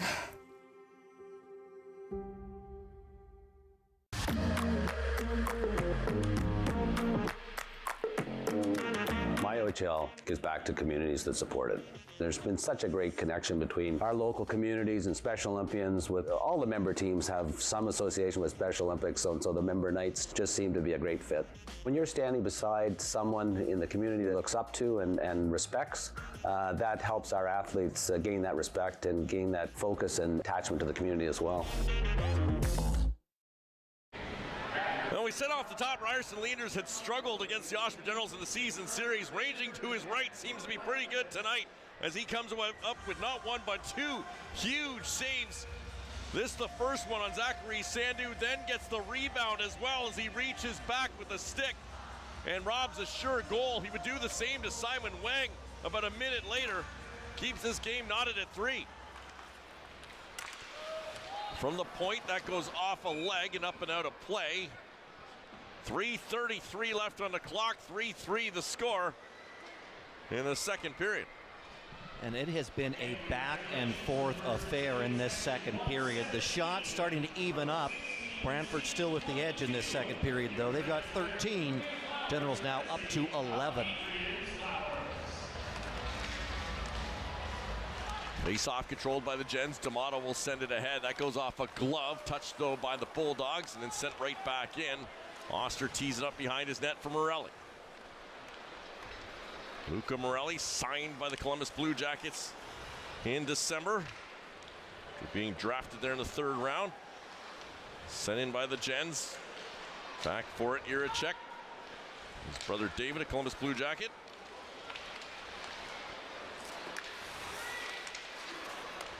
And it's off of Iracek, but would have been offside. Generals look ahead, and Griffin was there. The spring pass for D'Amato goes off of Griffin, and he gets taken down, I think, by the stick of Leenders. Might have ran in to the knob on the stick of Leenders. Play continues on.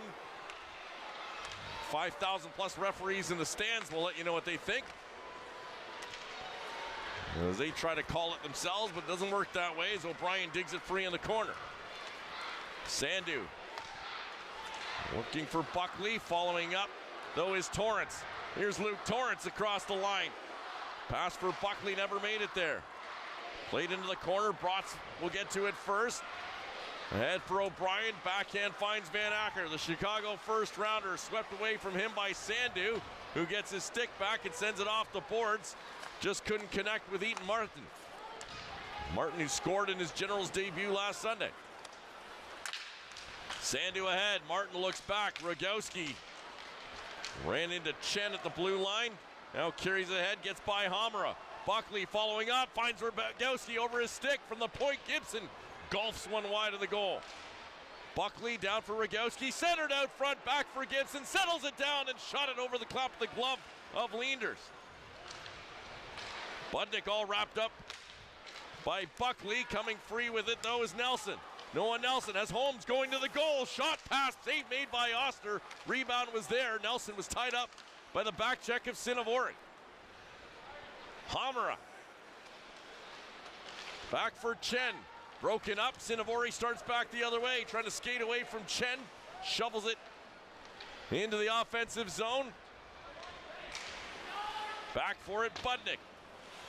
Hit the linesman and forced back. Goes the other way to Josh Avery.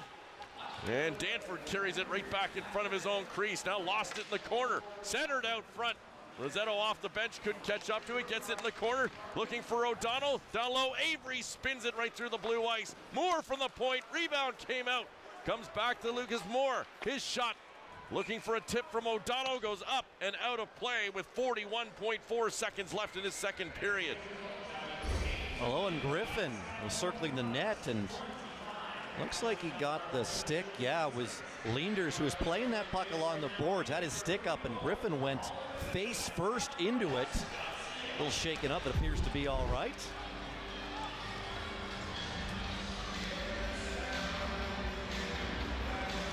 Face off to the right of Oster, one cleanly by Ritchie. Morelli starts it away. Protz steps up at the blue line, keeps it in. Morelli will send it to the near corner. Danford onto it first. Spins it around the zone. Powell will find it. Slides it for Ritchie. Couldn't handle it. Pass was a bit behind him. Now he gets it right back at the offensive blue line. Feeds it past Jiricek. Thomas finds O'Brien, right back the other way. Van Acker throws it back, looking for O'Brien. Broken up by Powell. Couldn't find it to his stick, though. And this period will run down there as Jiricek throws a puck on goal. Danford down to block it. So the back and forth game continues. It was Brantford who opened the scoring. The Generals stormed out to a 3-1 lead. The Bulldogs come back with 2 in the second to leave us tied at 3 after 2. Andrew Osmond's got the second intermission coming up, including an interview with Dorothy Capetti and Maddie McCullough. Our U18 gold-winning Canadian girls are back in town, and they will chat with Andrew Osmond when we come back. You're watching the OHL Friday Night Faceoff on Rogers TV. Hi, Glenn Ward here for the Knights of Columbus TV Bingo. I'm here with Mike from Stop and Shop on Wentworth. We're proud sponsors of the Oshawa Generals, and we hope you'll join us every Tuesday at 7 p.m. for Knights of Columbus TV Bingo on Rogers TV.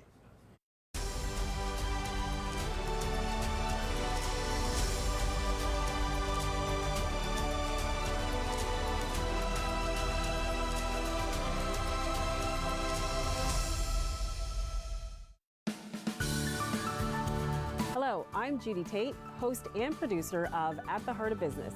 Join me each week as we speak with women in business about their challenges and their successes. At the Heart of Business, right here on Rogers TV Durham. The best in the world, Islam Makhachev. An absolute wrecking ball, Arman Sarukian. This man is as elite as they come.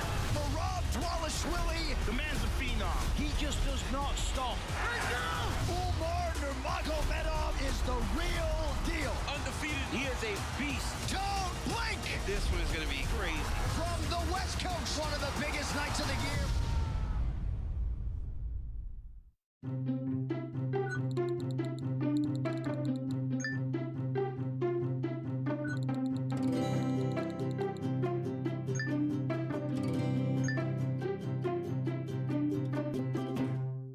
Season 3 of Rogers TV Farm to Fork is about to begin. Last season, we took you on a variety of tours throughout the farms of the Kawartha Lakes. This season, we take a little fork in the road and we bring you food industries as well as farm tours. We went to a chocolatier, a winery, a cidery, a butcher, a little different, but still the same farms where all good food comes from. Every Friday night at 6:30 Eastern Standard Time on Rogers TV.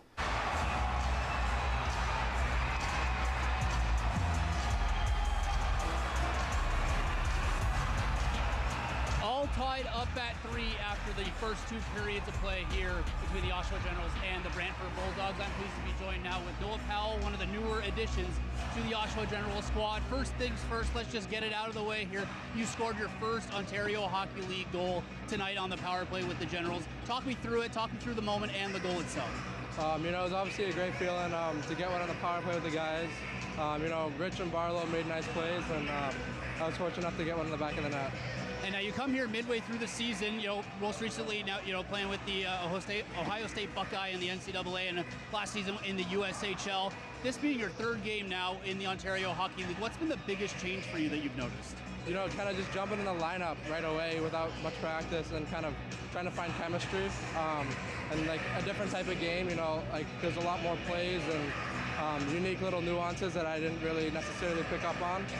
And it's great to be able to be a part of that with great coaches and great players. And you joined this general squad at a very big time in the season, near the trade deadline, and this team obviously has aspirations to win this season, and you're joining that now, and Coach has you up with the top guys here early on. What's it like joining a team that's in win-now mode, that's new to you, in not just the Ontario Hockey League, but being the new guy on a team that's going for those wins and trying to get a championship here? It's cool. Last year we lost in the finals of the Clark Cup, so it's a great feeling to kind of come here and know that we're competing for something big that matters with a great group of guys that all want the same thing. and you guys are all tied up at 3 now against Brantford, and you have one more period to go. What do you feel you guys need to do here to get the fourth and maybe some extra goals here to get the win here and make it 4 straight wins for the Generals? You know, play our game. You know, we have a talented group of guys. We know our game. We're hard. We're physical. We got a lot of soft skill, hard skill. Just get shots on net and, you know, take care of our D zone, and things will take care of themselves. All right. Thanks, Noah, and welcome to the Generals, and welcome to Oshawa, and good luck in the rest of the game. Thank you. All right. Noah Powell of the Oshawa Generals. We'll be back with a couple of gold medalists for a quick interview here on Rogers TV. Don't go anywhere. 3-3 after 2.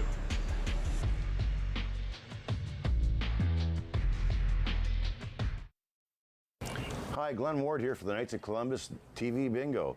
I'm here with Mike from Stop and Shop on Wentworth. We're proud sponsors of the Oshawa Generals, and we hope you'll join us every Tuesday at 7 p.m. for Knights of Columbus TV Bingo on Rogers TV.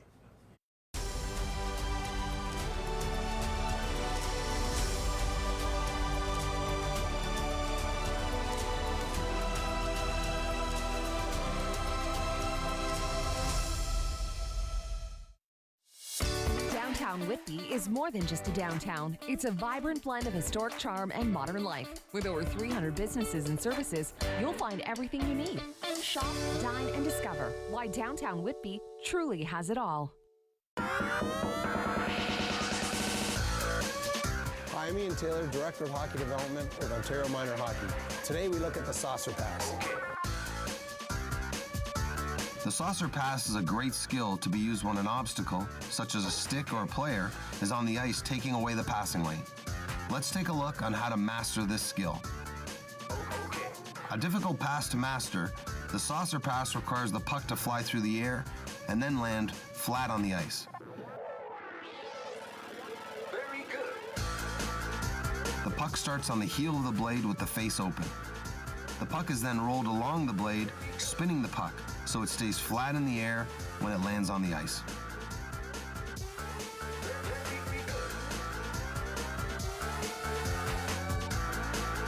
Check out more Chalk Talk episodes on Rogers TV and more drills and resources at omha.net.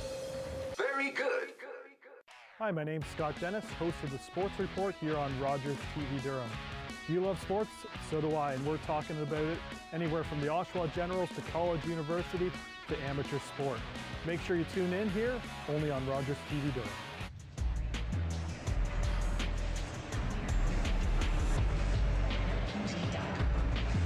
Welcome back to Oshawa Generals hockey here on Rogers TV. 3-3 is the score between the Generals and the Brantford Bulldogs after 2 periods of play. I'm joined now here on the bench with 2 gold medalists. I am not a gold medalist. I'm not a medalist of any kind. Participation trophies maybe for me in my sporting history.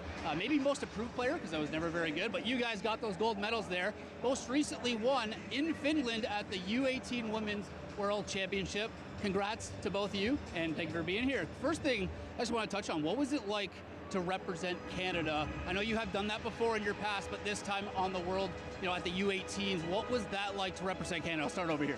It was super special. It's something that I dreamed of as a kid, and it was just making a dream into a reality. It's a one-in-a-lifetime experience. I would say the same thing. Being able to wear the leaf for the first time, it's honestly an honor, and it's a dream that we've had since we were little, so it's super cool to make it a reality. And now, Dorothy, I want to ask you, you had a very big goal that you scored in that gold medal game against the USA, which you won 3-0. Talk me through the moment of scoring the goal in one of those 3 goals in the gold medal game and what that moment meant to you. It was just a shot that I put on net and went off USA's skating in. And just when all of my teammates came to me and hugged me, that's just such an incredible experience that I'll never forget. And now, Maddie, I know I'm throwing you a bit of a curveball here. We didn't talk about this before the game, but you also scored in an earlier game in the tournament. What was it like scoring a goal on the world stage in Finland for Canada? It was awesome. I mean, getting to score that goal for the first time was a super cool moment, and it's a moment you'll never forget, and I can't wait to get more. And back to you. You guys are teammates in Durham on the Durham West team here, the OWHA. So you got, not only do you play together all the time here locally in the Durham region, but also you got a chance on the world stage to represent Canada. So, Maddie, tell me what that was like for you to represent Canada with your teammate here that you know very, very well. I think it was awesome. Both of us coming from Durham, it's honestly an honor, and getting to go with her just made it even better. We get to celebrate this together and celebrate gold together, which made it even better. So. And outside of winning the gold, which you can see that they're sporting here, What was the best memory for you, would you say, out of the tournament as a whole, overseas in Finland? I would say the best memory was just getting to spend with my teammates, getting to go explore the world with my teammates, and obviously winning gold on top of that. It just made it better experiencing this with the girls, and it was awesome. And what about for you? What was your favorite memory, outside of winning the gold, I'll say? I'd say just like getting to know everybody, people coming from all over the country and getting to know every single one of them and making connections that'll last a lifetime. But at the end of the day, there's no better feeling than like hearing our national anthem being played against our rivals, the States, at the end of the day. Yeah, against the United States as well. We talked about that, how that's an important game to win. And then just lastly, I just want another curveball thrown your guys' way. What, coming this season now for you guys in the Durham West, what's the plan for the rest of the season here, to get some wins and get the victory in your local Durham West team? I'll start here. I would say doing the same thing we've been doing. Obviously, your confidence kind of builds up a little bit, and bringing that to our regular season at Durham, I think that's a really big thing. Kind of doing the same thing that we've been doing at Canada and bringing that energy back home to our girls. I think that would be a big thing. And what about you? What do you think for Durham West the rest of the season here? I'd say very similar. We learned a lot from Candace, and bringing that to the girls who maybe didn't have that experience to help them get there where we were to get them there, and just going off and bang. Like it's my last season. Maddie still has another season left there, but going off with bang, winning what we can. Well, thank you very much. Congratulations once again, and hope you had fun here dropping the puck as well to start this game. So 3-3 after the first two periods of play. We got more coming up in the third very shortly here on Oshawa Generals Hockey on Rogers TV.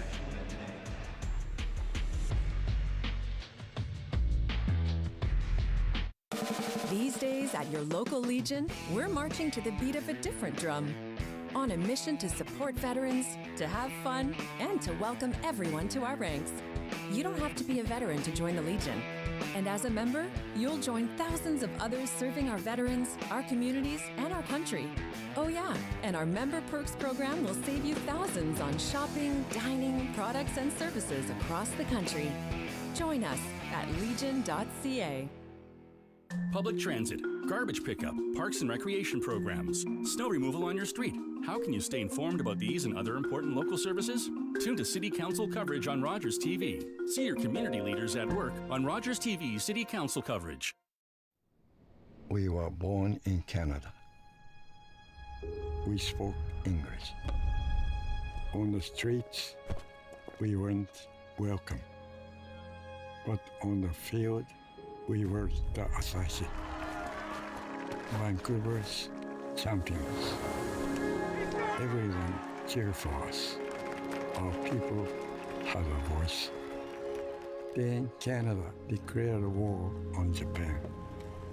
They took us from our homes, called us enemies, forced us into camps.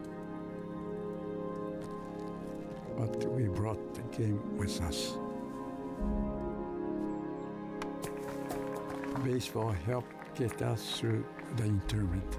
The Vancouver Asahi were among the 22,000 Japanese Canadians interned during the Second World War. The team never played another game.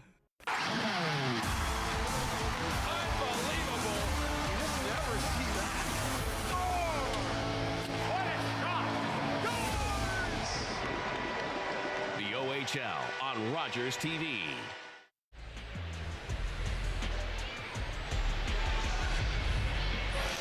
(3-3) the score. You see it there. Bulldogs and Generals retro night here at the Tribute Community Center. It's also the OHL's Friday Night Faceoff. Mike Luck, Adam Dunphy, and well, to say it's a seesaw affair, an understatement. It started off with the Bulldogs, all the pressure in the first period. Generals respond after a power play goal, take a 3-1 lead after one, take that into the second period. And as you get a look at the second period highlights, Adam, it starts with a power play for the Bulldogs, and they get right back on the lead foot. This has been such a good hockey game through two periods of play. Adam Juracek's been all around it tonight.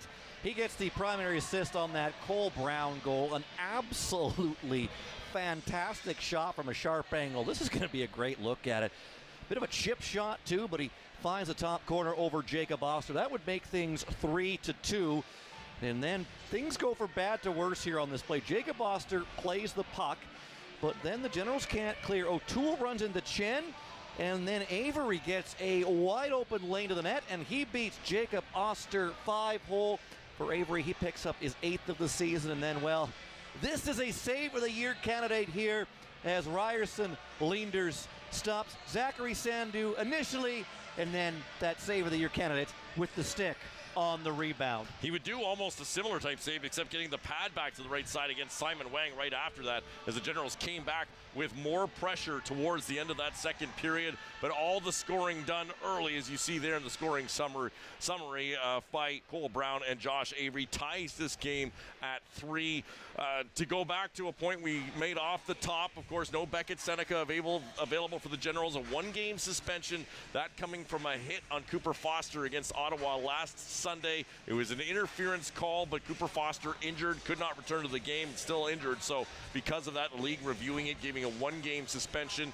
These two teams meet again tomorrow afternoon in Brantford, a 4 o'clock start. So Seneca will be back for that. Also, Nick Lardis not in this game for the Brantford Bulldogs. He's out day-to-day with an illness, so it's questionable for tomorrow. Well, there's certainly something going around. We're seeing in the NHL as well, and just locally, a lot of people seem to be getting sick right now, and it sort of happens this time of year, of course. We're all a lot more observant of it now, of course, after the COVID-19 pandemic and whatnot. And I have to be honest with you, I was feeling a little something coming on yesterday. So I had tea for the first time in, I don't know, years. What is the point of tea? Like, it just tastes, is it supposed to taste like something? Not really, but for these two teams, it's important because it's the first of a 3-3 weekend for both. The Oshawa Generals and Brantford Bulldogs play again tomorrow afternoon, as we mentioned. Brantford will play North Bay on Sunday. The Generals back home against Windsor, so a very busy weekend. You want all players available. No, absolutely. Tonight, if you're going to have your top scorers out, well, you kind of want it to be when the other team has its top scorer out as well. But hopefully both will be back for tomorrow's game. Seneca a little more confirmed for that because just the 1-game suspension here for tonight's game. But of course with the flu or with whatever that Nick Lardis is dealing with, we're not sure if he'll be good to go tomorrow. But of course the Bulldogs are hoping he'll be good to go tomorrow because of course it will be the first home game under the new ownership of the Hyman family. That's right. We'll have that for you, of course, tomorrow on Rogers TV. We'll have the third period when we come back. You're watching Oshawa Generals Hockey, the OHL Friday Night Faceoff on Rogers TV.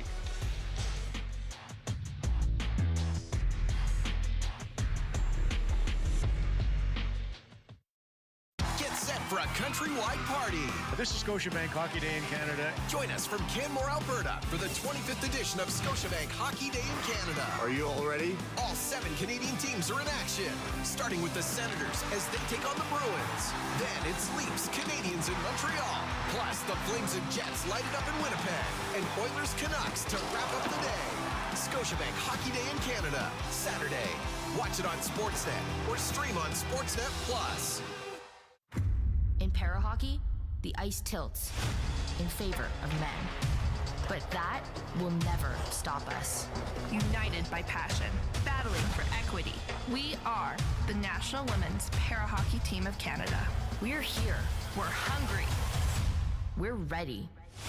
Ready to inspire. Ready to leave our legacy. Ready to be supported and make history. It's our time.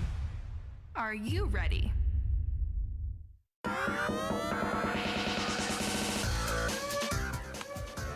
Hi, I'm Ian Taylor, Director of Hockey Development with Ontario Minor Hockey. Let's talk about one-timers.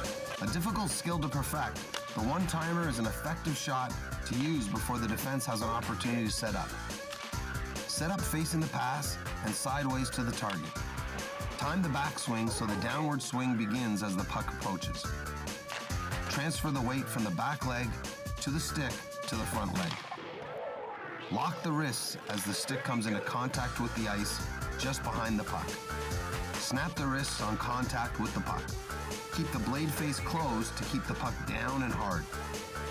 If closer to the net, eliminate the backswing and use a sweeping motion with the face of the blade open to get the puck up quickly. Check out more Chalk Talk episodes on Rogers TV and more drills and resources at omha.net. Very good. Welcome back to the OHL Friday Night Faceoff on Rogers TV. Third period is brought to you by Downtown Whitby. Gens and Bulldogs tied at 3 in a back-and-forth battle. Oshawa wants at least a point in this game to take over first place And the Eastern Conference currently tied with the Niagara Ice Dogs, who have the lead based on regulation and overtime wins. Noah Powell gets the puck for Callum Ritchie, trying to get around Cole Brown. Powell trying to dig it free out of the skates of Ritchie as well. It comes loose. Ritchie pinned to the boards. Can't find Barlow with it. Sherna sets up Brown. Brown looking back for Sherna, turning with it. Powell, he's got Ritchie with him. Powell down for Ritchie, in front, slid off the end of his stick. And Barlow is waiting at the far side as puck tips up and out of play. Well, the big line going to work early here in the third period as Powell will hand it off to Ritchie on the rush. And Ritchie gets in tight, but just loses the handle as he had Leanders down and just couldn't make that final tap to slide it past him. It's a great look from Powell as he looked off the defender. Everyone thought he was going cross ice to Barlow, then slid it down low to Ritchie. The offensive zone face-off, Cinnavori, Torrance, and Griffin, who have a pair of points each in this game. Puck dug free by Cinnavori and it's sent out to center. Gibson will track back for it for the Generals. Big Andrew Gibson, originally a Detroit second-round pick, but had his rights traded to the Nashville Predators. He'll send it ahead for Griffin. Gibson heads towards the net. Griffin sends it around the zone. Cinnavori waits for it there, slid under his stick, so Merrick Van Acker will start ahead. Leaves for Jake O'Brien, ranked 8th among North American skaters in the Central Scouting ranks. The MVP for the Eastern Conference in the top prospects game this week, held in Brantford. Krimpata keeps it in for O'Brien. Shovels it to open ice on the far side. Simon Wang will get to it there. Gets it ahead to the line, not out. In the slot, finding it, Van Acker. Backhand goes wide. O'Brien to Van Acker. Merrick Van Acker. His shot off a leg, and Griffin will pick it up. Looks ahead. Gains center. And will send it in. Ethan Martin frees it. Morelli steps up. Morelli works his way back to the point. Now throws it on goal. Tipped wide by Martin. D'Amato on the far side. Gives to Buckley. Buckley's long shot deflected high. Martin trying to settle it down behind the goal. Ethan Martin. D'Amato back to Buckley. Gives to Morelli. Looking back for Buckley. Rolled off of his stick. And Joshua Avery starts back the other way. He's got O'Donnell with him. Gains the Oshawa line. Goes off a skate. Shoveled by Oster ahead for Rogowski. He'll play it back behind his net. D'Amato sends it ahead to Barlow. Colby Barlow, the Winnipeg first rounder, will chip it and chase on to Hamara. Slides it ahead, and right back out come the Bulldogs. Josh Avery. Cut off though by Sandu. Spins it out to center. Budnick will throw it right back in on goal. Dropped down by Oster. He leaves it for Zach Sandu. Barlow. Ahead for Ritchie. Turns at the blue line. Ritchie trying to control it against Hamra. Poked free by Powell. Ritchie couldn't get it behind the line. He got shoved down, and following up, Sherna starting back the other way. Caught from behind by Barlow. Sherna will one-handed into the Oshawa end. Sandu up the boards. Sherna couldn't control. Ritchie gives it to Powell. Busts through a check.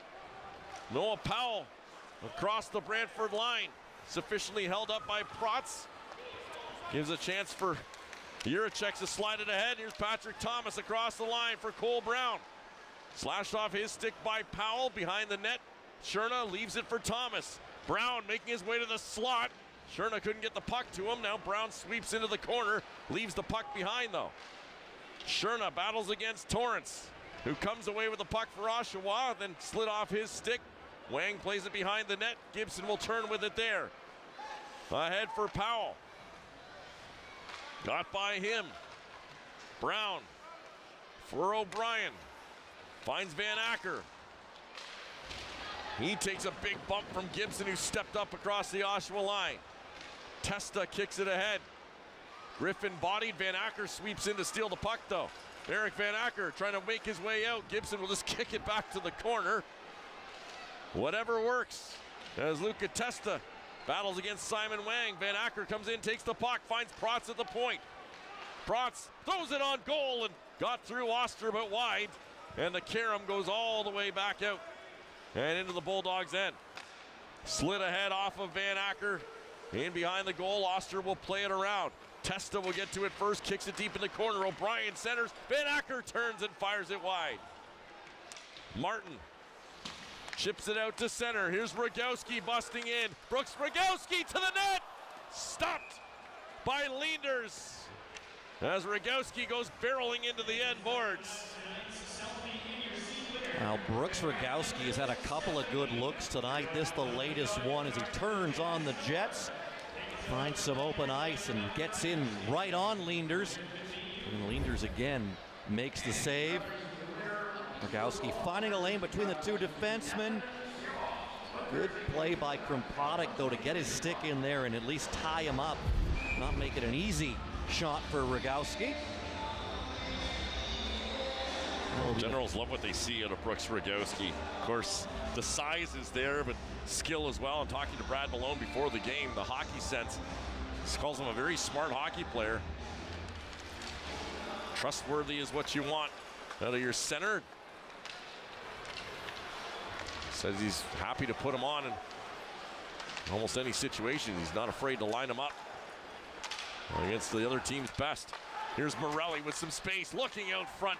Never made it through off the stick of Holmes. Ritchie, Barlow, Torrance out there. Morelli skates it in and pulls back. Penalty coming to the Bulldogs as the Generals throw it in front. And it's a high sticking call as Torrance took a stick up high. They checked for blood. And it looks like Lucas Moore is the one complaining. There might be Noah Nelson who's headed to the box. Torrance trying to wheel some blood to come from his face to get that double minor as we get a look here. Looks like this is going to come in battle in front. It is 4, I think, the indication. Well, this only the third penalty of the game up until this point. Yeah, both teams 1 for 1 on the man advantage. Torrance, though, did find blood on the lip. And so he gets a quick wipe at the bench. And he'll get right out there for the man advantage. A 4-minute penalty to Noah Nelson for high stick. Huge power play opportunity for the Gents. They scored on their only one in the first period. Morelli skates it to the middle. Finds Powell, who had the power play marker. Back for Morelli. Ritchie down low. Torrance trying to pop it out to Barlow. That's broken up and then slashed down the ice by Tommy Budnick.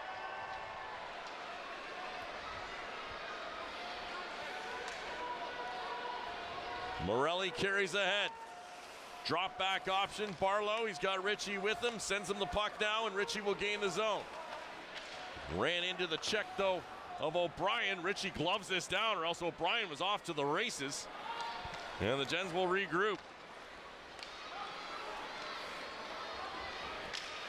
Luca Morelli drops back again. Barlow this time will carry it in himself. Drops it off for Torrance. Plays it around the zone for Powell. Powell, Morelli, Ritchie, draws for Barlow, waits. I'm looking for Ritchie and broken up by a good defender's stick and deflected out of play. Well, the way Barlow's been shooting lately, had 2 goals Sunday against the 67s. A little surprised he didn't shoot there. He made the move to the inside. He got O'Brien to freeze, and then was looking cross ice for Ritchie. But O'Brien was smartly out on him though, Adam, and that I think took away the one-timer for Barlow. As this face-off becomes a bit of a mess. Bratz has dropped his stick. I'm not sure if it's broken or not. He's doing a good job of tying up the Gens without one though. Cinnavori finally does dig it free. Bratz has got his stick back. Gibson gives to Griffin. Griffin for Gibson. One-timer, he fired it wide. Juracek though can't clear. Kept in by Buckley. And now finally sent down the ice by Juracek. 20 seconds remaining in the first of the double minor.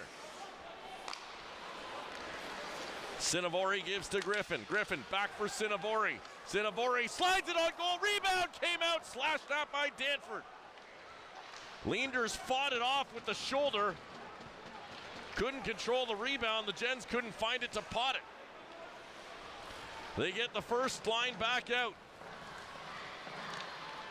Ritchie carries in himself, gives to Torrance. Slows it down for Morelli. Wants it back for Powell. Noah Powell fires. Glove save by Leanders. He'll hang on with 1:40 to go in the double minor. Just getting some looks on this double minor. Powell, the latest one. But here's the move by Cinnavori into the zone. Gets the shot away. And it's fought off by Leanders as Cinnavori cuts to his left. And Leanders has to reset and does just enough to get that puck to go to the corner.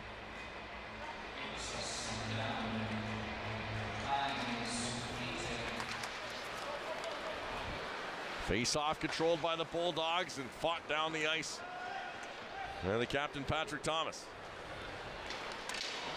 Morelli blew a tire going around the net, but right back up with 1:25 to work on the man advantage. Ritchie will gain the zone. Slides it ahead for Torrance. Rolling puck.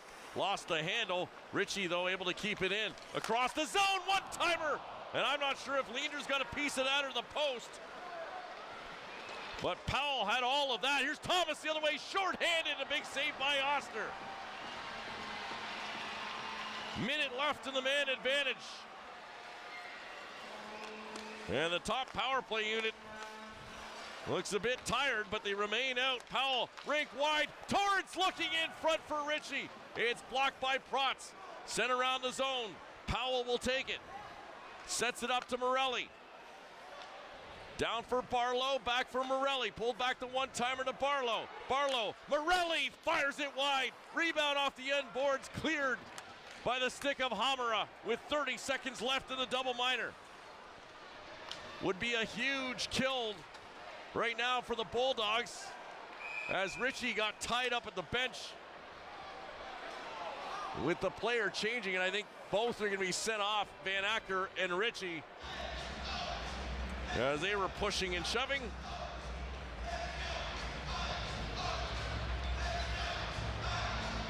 .22 seconds, as you see, remains in the Generals' man advantage. Here's a shorthanded opportunity for Thomas. Yeah, cutting around Morelli, and Oster stays with him, gets the pad back. And then a break up there by Protz is looking for Ritchie on the back post. And there's Leanders. I think he did get over and get a pad on that one time. Not the best chance for the Generals on this, or on that power play. I guess still this power play, as it will remain a man power advantage for Oshawa. And it's still 5-on-4, but just for 15 seconds left. Cinnavori made a move at the line. I think it drew it offside. It did, with 11 seconds remaining in the man advantage. So the Generals with a huge opportunity to take yet another lead in this game with a 4-minute power play. Looks like they'll be unable to convert.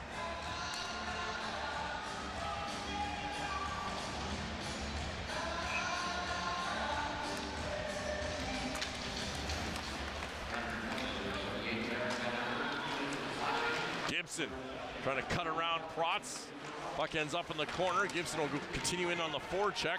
Out of the box comes Nelson as O'Brien starts ahead. Backhands it for Nelson. Juracek trying to work his way to the middle. That's broken up. Griffin's got it. Reverses to Gibson, but he was headed off. Surprised to get that puck. So the Gens forced back in their own zone. Buckley with some time now. Starts it ahead for Griffin. Griffin through center. Creates some room for Cinnavori on goal, and a glove save made by Leanders, with Griffin waiting on the doorstep for it. Just past the halfway mark of this third period. We're still tied at 3. You're watching the OHL Friday Night Faceoff on Rogers TV.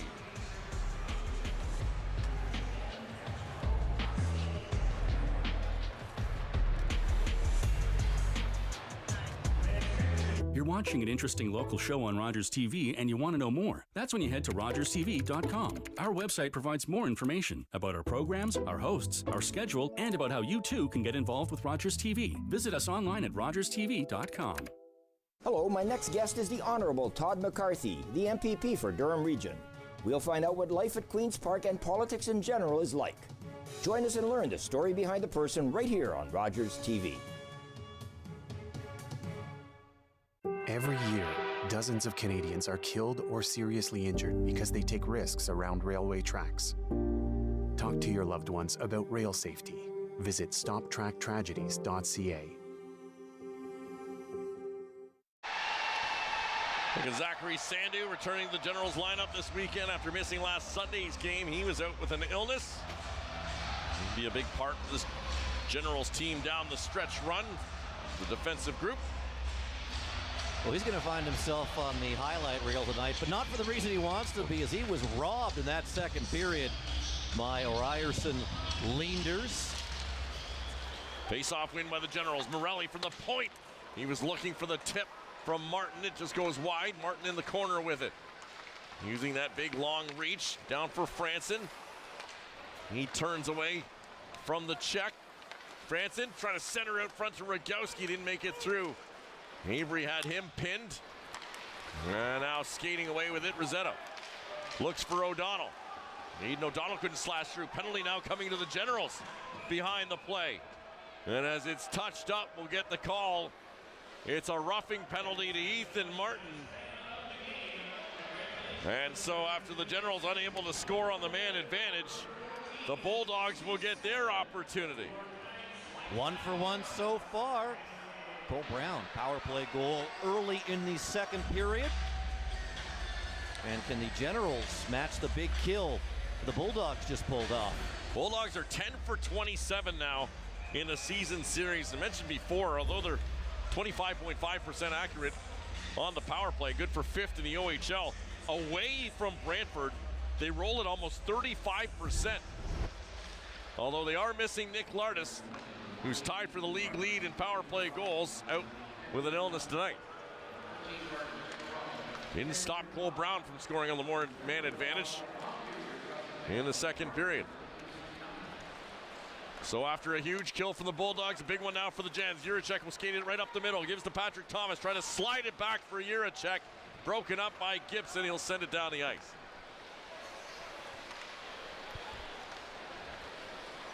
Gibson and Danford, the penalty killers at the back. Barlow and Griffin up front. Thomas caught by Barlow. Thomas fights off the check though. Continues down low. Leaves it for Brown. Back to the point. Hamara waits, fires. Oster the save, and he'll grab onto the rebound. Well, things really moving well now for this Bulldogs power play, but it didn't start out that way. They struggled early on this season as they came into Oshawa back on November 3rd. It was their 16th game of the season. They got 2 power play goals in that one, but those were only their 3rd and 4th power play goals of the season in game 16.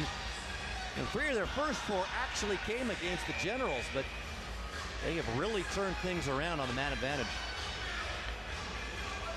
Well, we mentioned the Generals riding a 6-game home winning streak. Both these teams coming in having won 3 straight. Ritchie won it forward. Torrance is going to win a race to it. Fires it wide of the goal. A chance to walk into that blast. Pass for O'Brien, got behind him. Ritchie and Van Acker, of course, back out after serving their minor penalties. 50 seconds remain on the power play as Juracek plays it back for Hamara. Hamara ran into a wall of Gens, but breaking through, O'Brien finds Thomas and scores! They're going to have to check the zone entry on this one, as there was a mess at the blue line, but busting through Jake O'Brien and sets up Patrick Thomas for an easy one. Hamara gets it to O'Brien. He just shovels it around Sandu, and then everyone was looking that side of the ice. Thomas was all alone on the other side. The question might be right there at Hamara. and did his skate go across? It was a very quick review, though, and a thumbs up. So it's onside. And a big goal on the man advantage. Their second power play goal of the night. So the Generals failed to convert on their 4-minute power play. The Bulldogs convert on theirs, and they take the lead 4-3.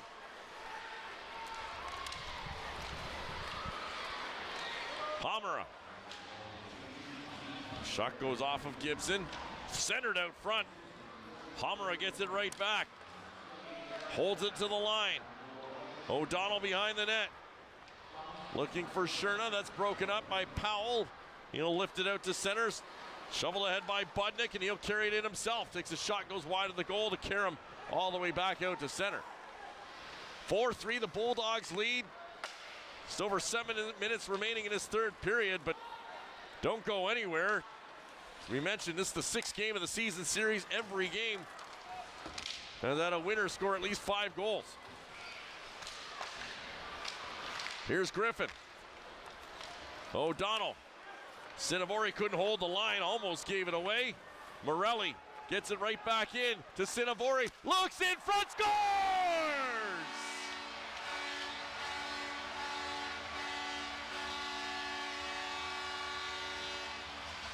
It's Owen Griffin. Off the feed from Cinnavori, 3 points each on the night. The Generals have tied it at 4. Owen Griffin coming off a goal and an assist performance at the top prospects game, and he's feeling it here again tonight. Beautiful pass by Cinnavori. Owen Griffin goes to the net. He's left all alone, and he ties this game up at 4, so it's going to take 5 again, at least 5, to win. Would have been smart to take the over in this one, Adam. I don't think Matthew Buckley will get an assist on this goal, but he lifts a stick to open up that pass across, and that lets the puck get to Griffin, who's on his forehand at that point, could shovel it on goal.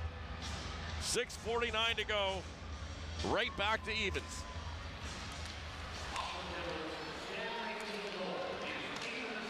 Danford, look out, loses the puck and falls. Van Acker right back in. O'Brien goes to the net, shovels it on goal, but Oster able to get it across. Good defensive play by Ritchie to tie up O'Brien so he couldn't get much of a shot away. I said it in the second intermission, Mike, and I stand by it now. This has been a great hockey game. Back and forth, great chances. Here's the latest one. Van Acker to O'Brien. Tied up, still gets a shot away though, bit of a fluttering puck. But if Ritchie doesn't back check there, it's right back to a Bulldogs lead. Jake O'Brien. Face off to the right of Oster. One cleanly by Ritchie. Sandu starts it ahead. Looks for Barlow, misses him and Ritchie, and so this will be an icing call. They'll do it all over again back in the General zone. And that second line tonight of Torrance, Cinnavori, and Griffin has been something else.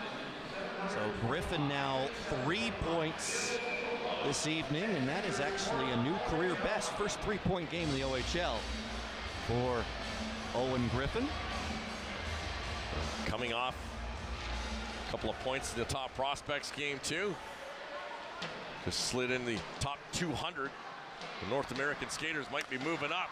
Here's Cole Brown with a shot. Oster made the save, couldn't track down the rebound initially. Now Gibson couldn't get it out. Goes off the skate of Ritchie, does come out to center. Thomas back with it. Chips it ahead. Brown will send it in. Oster out to play it, leaves it there for Gibson. Trying to skate away from Brown, shovels it ahead for Toms. Gibson will follow up and gain the puck in the offensive zone. Turning to the goal, centered out front, Rogowski a backhand. Loose puck in the slot. And unable to get it out are the Bulldogs, kept in by Morelli. He finds Franson, looking for Rogowski. Back for it, Protz, stolen in front, good stick there by Leenders. Might have saved a goal as Toms waited in the slot.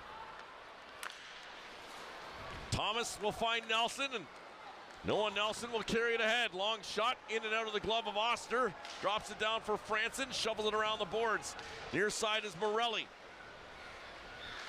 Gets some help from Rogowski. They can't get it out though. Morelli again, stick lifted by Nelson. Good play by Morelli to get it back.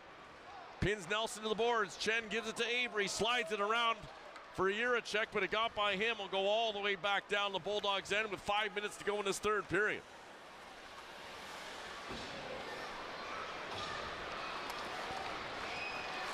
Jiricek starts it ahead for Daniel Chen. He'll lift it in wide of the Oshawa goal. Gibson back for it, plays it for Wang. There with Buckley behind the net. Wang trying to find it in his skates, up the boards for Griffin.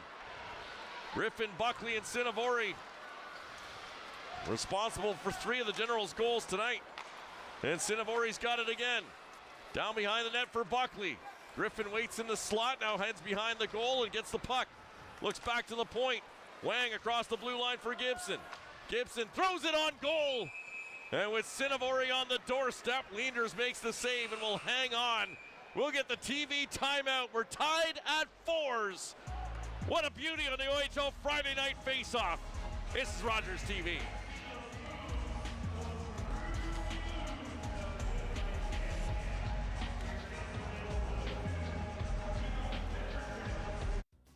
Knights of Columbus TV Bingo, 7 p.m. right here on Rogers TV.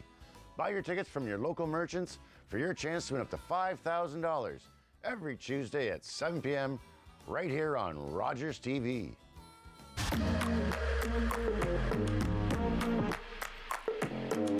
My OHL is a place where men respect women. We do training around healthy masculinity, consent, and how to be a leader in ending gender-based violence. Creating that awareness and that safe space for players is really important, and just being able to help foster growth in understanding their role in gender-based violence is huge.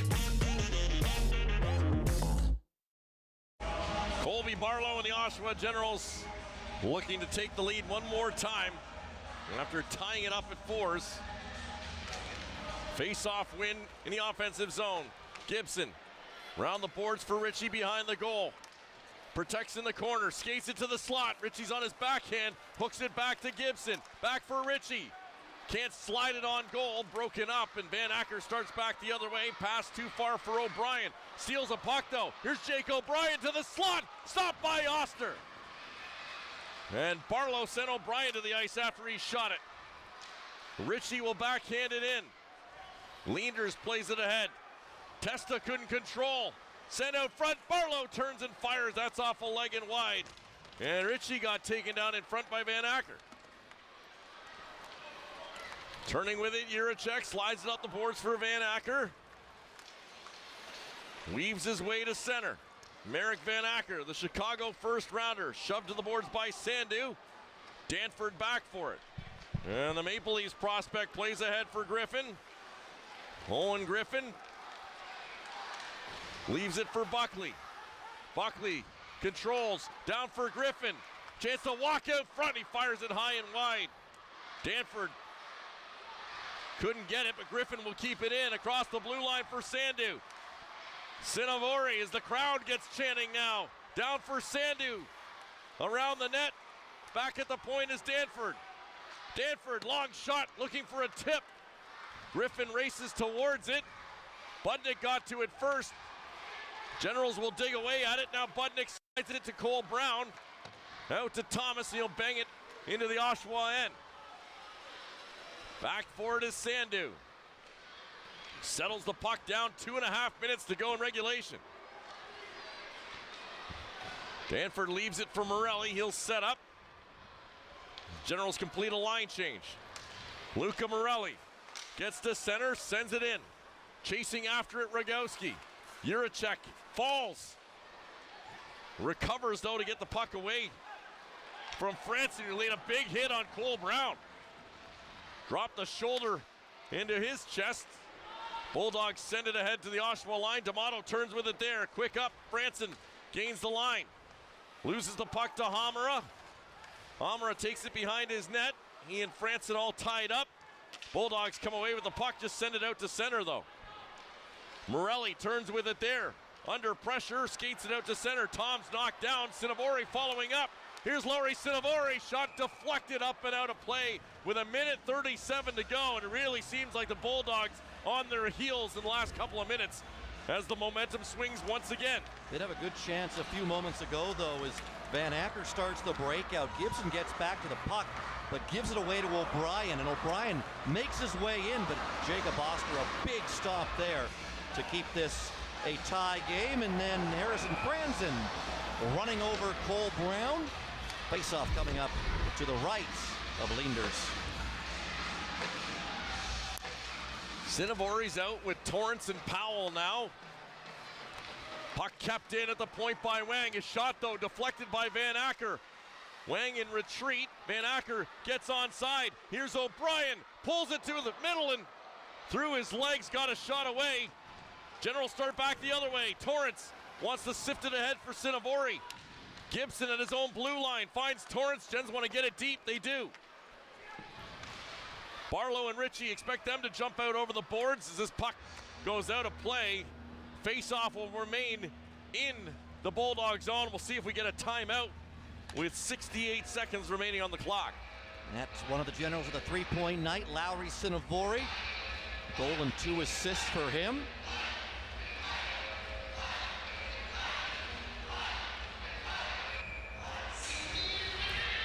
So the face-off will be to the left of Ryerson Leenders, but no timeout.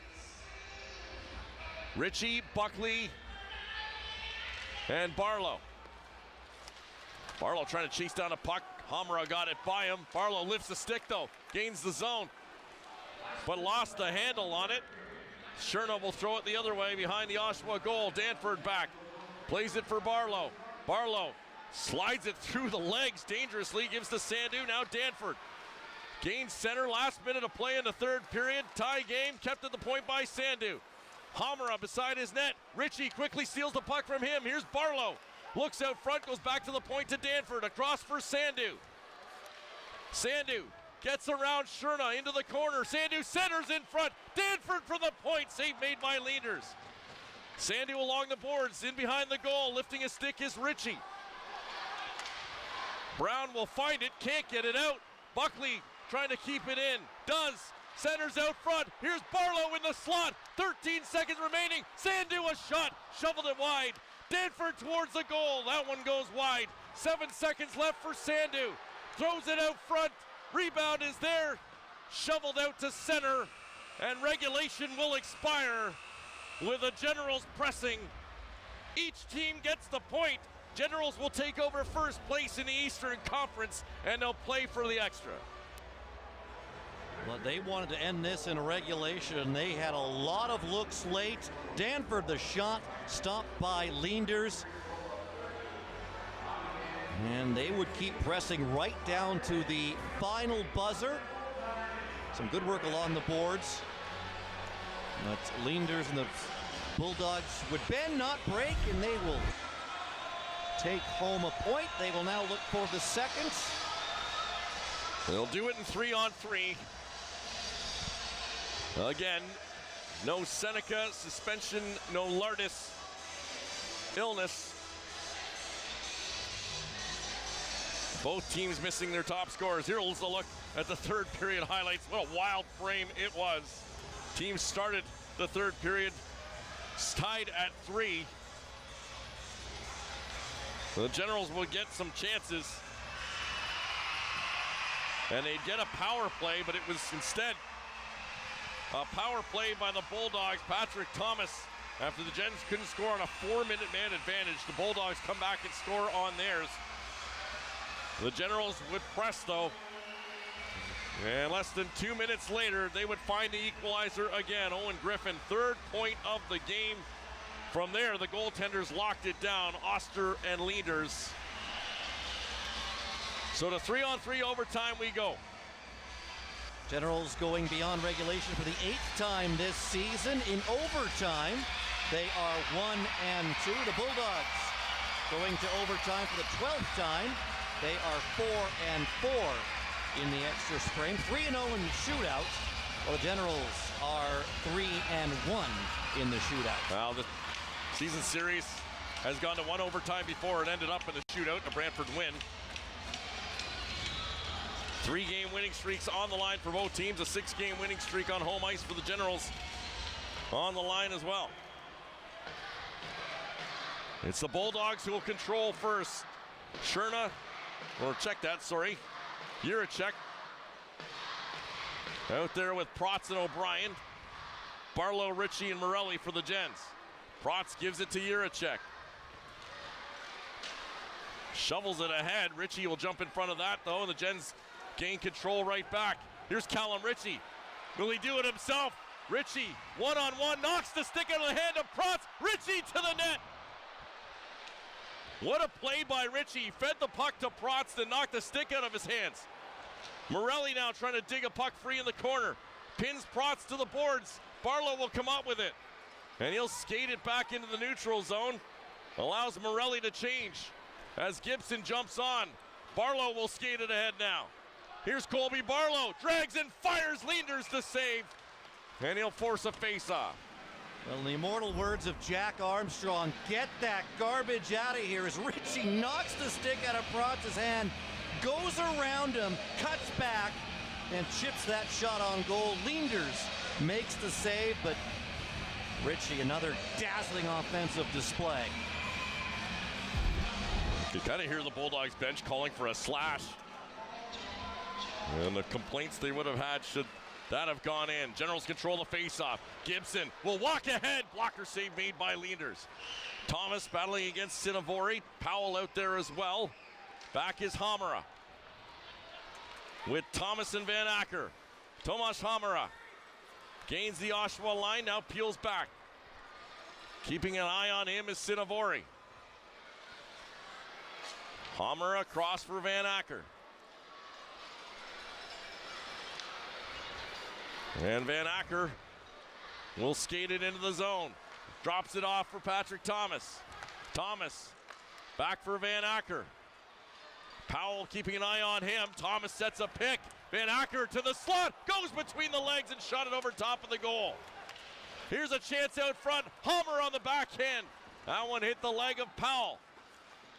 Everyone resets. And Van Acker leaves it for Thomas. Thomas gives to Hamara. Hamara trying to cut to the middle. Here's O'Brien. Offensive zone change for the Bulldogs. O'Brien skates it around. Powell swipes at him. O'Brien still with it. O'Brien to the net. Shot it wide. Powell trying to get to it. Testa fresher. He keeps the puck. Looks out front for O'Brien. Shovels it on goal, and Oster makes the save. Well, after a couple of good looks for the Generals, the Bulldogs get their turn in the offensive zone, and Van Acker goes between his legs in tight, looking for the game winner. See some highlight reel moves in this overtime from both sides. Then Jake O'Brien on the doorstep. Stopped by Oster, and he hangs on that one for the whistle. Barlow and Ritchie back out there. Simon Wang, a smooth skating defender as well. Testa, O'Brien, and Juracek for the Bulldogs. Face-off won by Ritchie. Wang onto it. He gets spun down though. Testa comes away with it. Looks out front. Juracek pulls back the shot. Testa with a pick on Ritchie. Looks out front. They score! And Ritchie is incensed. As he goes to the referee, he was picked.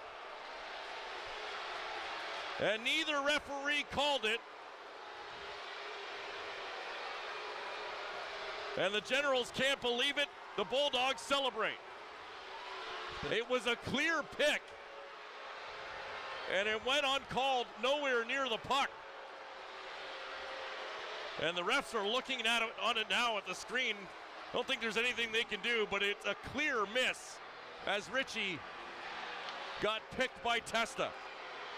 Well, there's been a couple calls in this game that the hometown Oshawa fans were not happy with. But this one I think they have a legitimate gripe with. As there you see the pick. And O'Brien one-times the shot past Oster. It's the game-winning goal. Brantford wins their fourth in a row. Generals get a point, though. They're on top of the Eastern Conference for now, but they're 3-game winning streak and their 6-game home ice winning streak comes to an end.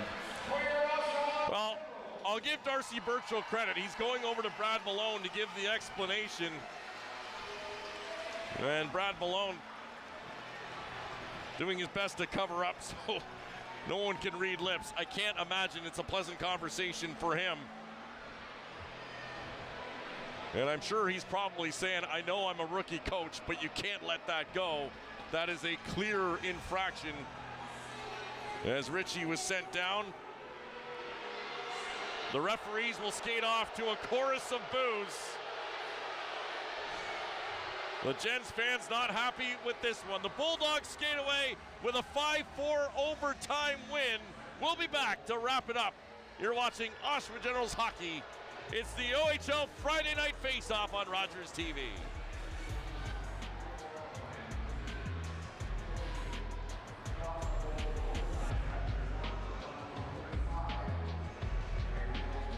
With Rogers TV, you can cheer on the home team from the comfort of your living room. We'll head to the rink, the field, the court, or the pitch, so you don't have to. Tune in and cheer on your local amateur athletes on Rogers TV. For me, it all started here. I do my best work here. Scores! Oh my goodness! This guy's dangerous from here, here, and here. We're watching history in the making here. And our fans are up here. I'm here for it. It's all about what's up here and what's in here. Sportsnet, here for hockey. My name is Chase Nicholas. I am a Mi'kmaq hockey player. Growing up, I always remember my family talking about the Mi'kmaq as the creators of the game of hockey. In grade 7, I did research on Mi'kmaq hockey sticks as the first sticks of the NHL. I found a Mi'kmaq hockey stick made in 1917, the same year the NHL was formed. I was surprised to find out the very stick I was holding was made by my great-great-grandfather, Alexander Cope. In 1934, an elder known as Old Joe Cope wrote a letter to the Halifax Herald claiming the Mi'kmaq created hockey. I found out later that I am a direct descendant of Old Joe Cope. There was a time when Mi'kmaq children were torn from their families and not allowed to speak their language, losing their words and stories. But the stories are coming back to us. Stepping on the ice, I take pride knowing the roots of the game of hockey stem from my ancestors in the Mi'kmaq Nation. Make sure you catch the OCAA Stars of tomorrow as the Durham Lords make their way to be crowned national champions. Catch the game of the week, Wednesdays at 7 p.m. on Rogers TV Durham.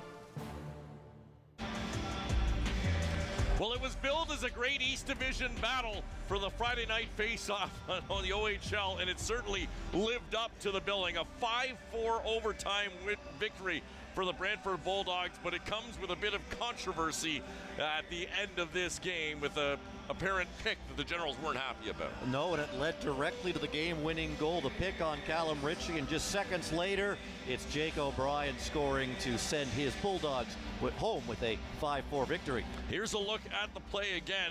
Well, first, what a play by Callum Ritchie, who got a break by slashing away the stick of Protz. Couldn't get it on goal. And then right back the other way, through the legs, Van Acker would try. There were chances at either end. Jake O'Brien stopped by Oster. Here's the final play. At the top of the screen, you see Ritchie go down. Did it affect the play in the sense that Ritchie would have been on top of the defender? No, but there's a look at it as he gets spun down. The Generals lose their coverage. All alone is O'Brien, cross-ice pass, and nothing Oster could do. It's a Bulldogs victory, 5-4. Adam Juracek setting up O'Brien for that overtime winner, so it's a 3-point night for the Czech defenseman. O'Brien from Juracek and Testa. Final shots on goal, 36-32 in favor of the Bulldogs. This is the 6th meeting between these two teams. It takes 5 goals to determine a winner. 3 stars in this one, brought to you by Knights of Columbus TV Bingo. Owen Griffin takes first star honors with his first ever 3-point game in the Ontario Hockey League. Laurie Sinabori matched that as well. And how about Adam Juracek who was fantastic in this one too. Another 3 points as well. So 3 points for each of the 3 stars. If you like this, they'll re-rack it and do it again tomorrow in Brantford. Beckett Seneca will be back in the lineup. We'll have to find out tomorrow afternoon whether or not Nick Lardis will be available for the Brantford Bulldogs, but that will be a 4 o'clock start from Brantford, and then the Generals right back at home on Sunday. The Windsor Spitfires come into town to face the Generals at the traditional 6:05 start. For Adam Dunphy and Andrew Osmond and the rest of our Rogers TV crew in Durham, I'm Mike Luck saying thanks so much for watching as the Generals fall to the Brantford Bulldogs 5-4 in overtime, but do get the point to take over first place in the Eastern Conference. It's the OHL Friday Night Faceoff. Thanks for watching Oshawa Generals Hockey on Rogers TV.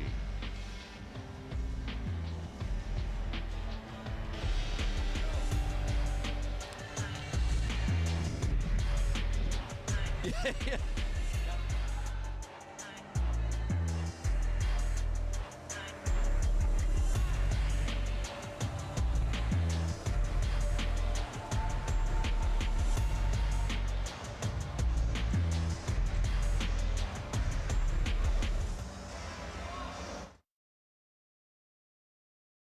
LinkedIn as well. You can type my name into Google, just my first and last name, and you'll see everything about me. My email is also in my Instagram and my LinkedIn as well. So if you find me through those pages, you can email me and contact me directly there. Right. And website is coming soon, so there's going to be a website as well on the works as well. Very good. Thank so you. what kind of, we're going to deviate a little bit. Let's just talk about you for a little bit. What kind of medicine do you want to practice? I've always been, I've been a big fan of mental health. And ever since I've started my university journey, the program that I'm doing at the University of Toronto, it's a program based in neuroscience and clinical psychology, and there's a huge intersection there because it's all about the brain, and obviously mental health is about the brain. So psychiatry has definitely been something that has piqued my interest in recent years, but I've always been a big cardiology fan, and this is kind of corny, but I really heart the heart, you know? So cardiology